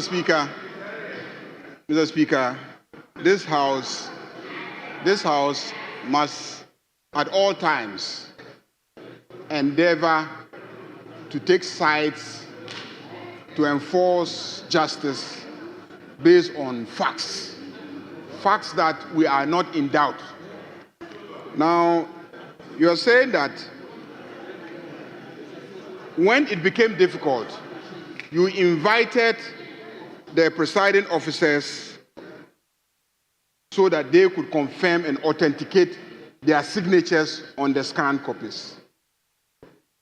I went to the police, and the police who were present indicated to me that on 2 or 3 or 4 occasions, some of the presiding officers actually raised questions about the authenticity of the signatures. I was there. I spoke to the police directly, and 2 or 3 or 4 of the presiding officers raised questions about the authenticity. But you went ahead and ruled and admitted those scanned pink sheets. Now, if you ask me to side with you, I can only do so when I hear from those presiding officers. And I also try and establish the authenticity of the scanned copies. So I'm simply asking, is it okay with you if this House takes steps to authenticate the things that you have said in this House today, based on which we can take a decision as a House. Yes, Honorable.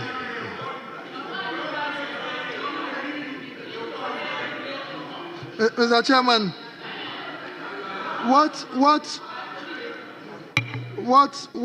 at the Electoral Commission, what we strongly believe is that we don't think per the creation of the Electoral Commission, it will be appropriate for Parliament to be seen to be meddling in the affairs of the, especially regarding a constituency resource. What we believe is that we have a committee in Parliament that we report to. And we believe that that committee must support us to do the lawful things we are supposed to do. Mr. Chairman, I remember in one of the some of the presiding officers you indicated they raised certain objections, etc. I remember one of them, the person said, "Oh, as for the figures, everything is excellent, but I don't remember a ballot being rejected in that place." So you realize that the returning officer and the officials there, at times when you object to something, they have the power to continue with the process. And it's what we've been doing as a country. So we think that, again, the House must support us to get the police to provide the necessary security so that we can complete the process. Thank you. Thank you very much, honorable members. Honorable Deputy Chairman, is the 3 polling station, depending on how it will go, will it affect the results for the candidates? Yes, please. The 3 polling stations will affect the out. No, we've not completed, so we still need the 3 polling stations to complete the exercise. Thank you. I'm asking this question. Because at a certain point in time, you can go ahead to even declare results whilst other polling stations are still pending. As we cannot declare now. Thank you. Well. Honorable members, on behalf of the House, I would like to thank the Deputy Commissioner and his team. Well. So we have the Deputy Commissioner. The Director of Elections. Okay, let me give you the opportunity to introduce your team. So, thank you, Mr. Chair. Go ahead. Thank you, Mr. Chair. I came with the Director of Election, Mr. Benjamin Banobio, and the Head of Procurement, Mr. Kofi Chidodu. Thank you.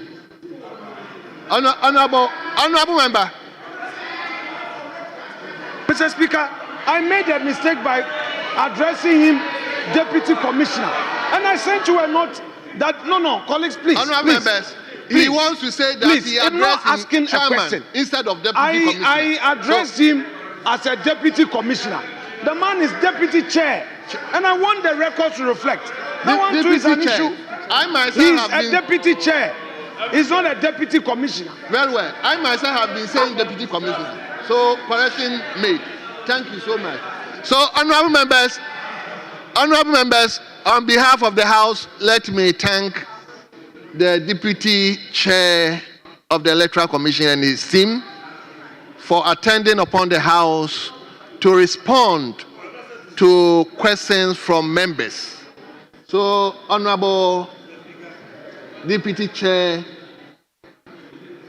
we are thankful to you for coming to this House. This House is your house, and we are grateful for the answers you've given so far. You are hereby discharged.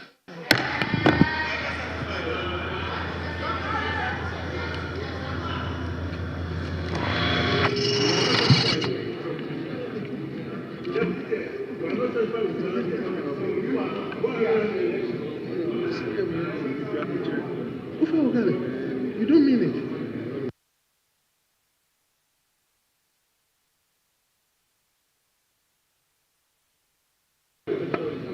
Honorable members, we will constitute the House back to plenary session and continue proceedings.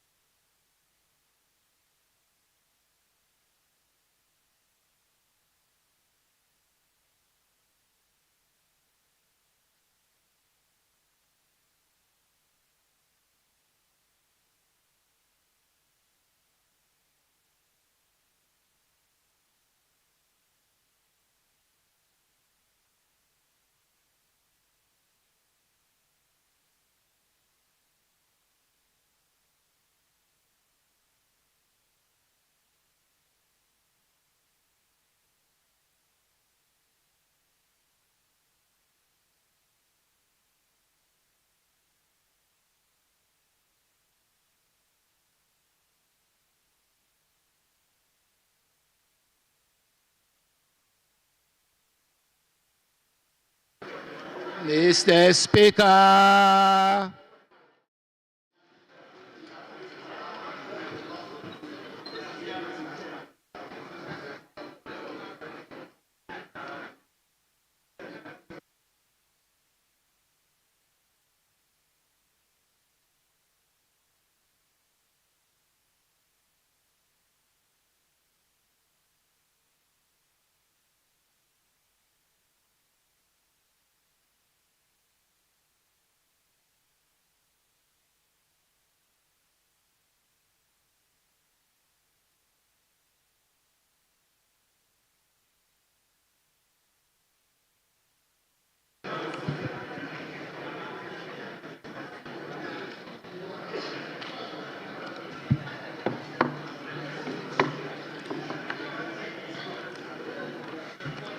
Yes.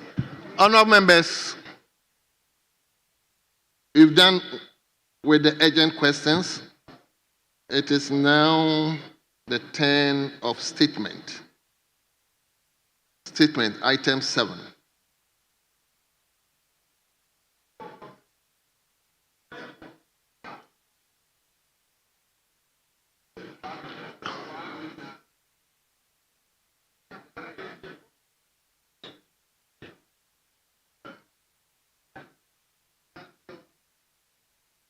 Speaker, we have two. What is that?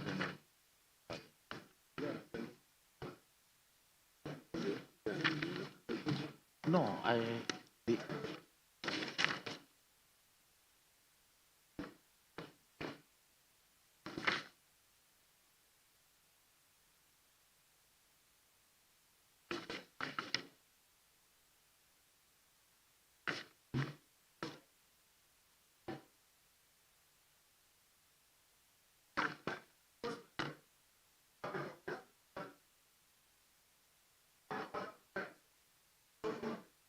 yes. Mr. Speaker. Why? Mr. Speaker.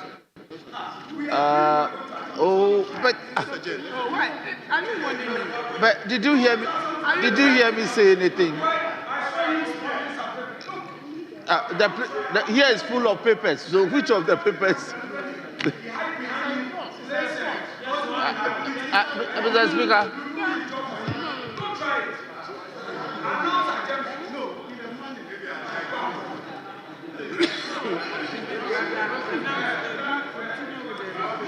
No. Mr. Speaker. Yes. I am. We are ready to work. I am the minority leader. Mr. Speaker. The minority leader is in a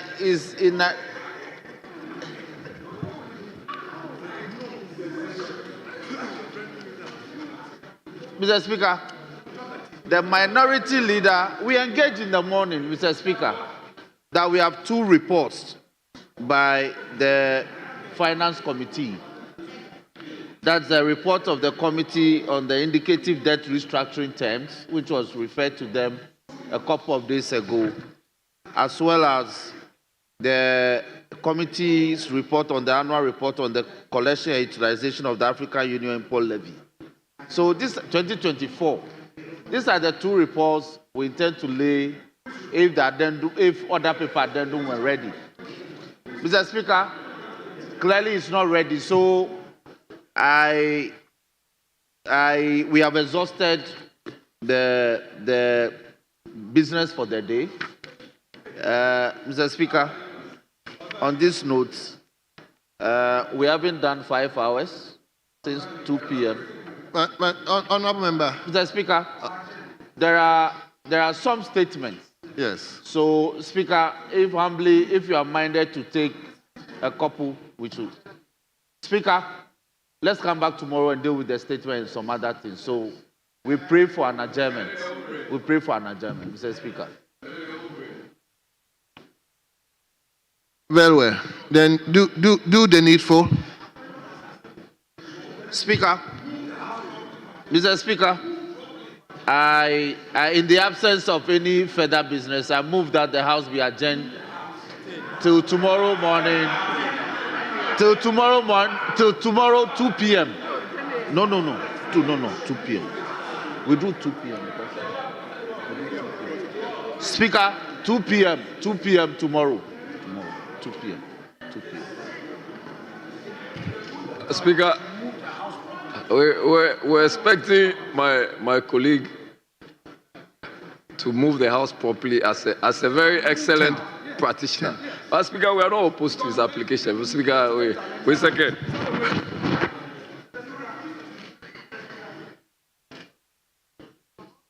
Mr. Speaker.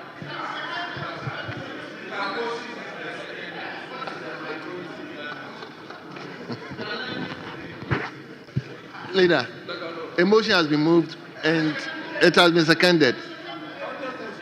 You decided not to second it. You yielded it to your whip. You want to say something?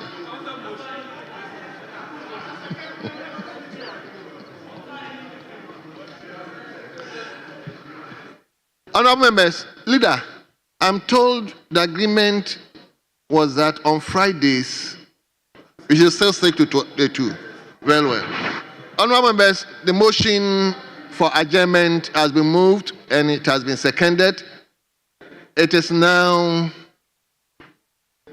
my task to put the question. And the question is as many as in favor that the motion move to adjourn the House to tomorrow 2 o'clock in the afternoon, say aye. All those against the motion say no.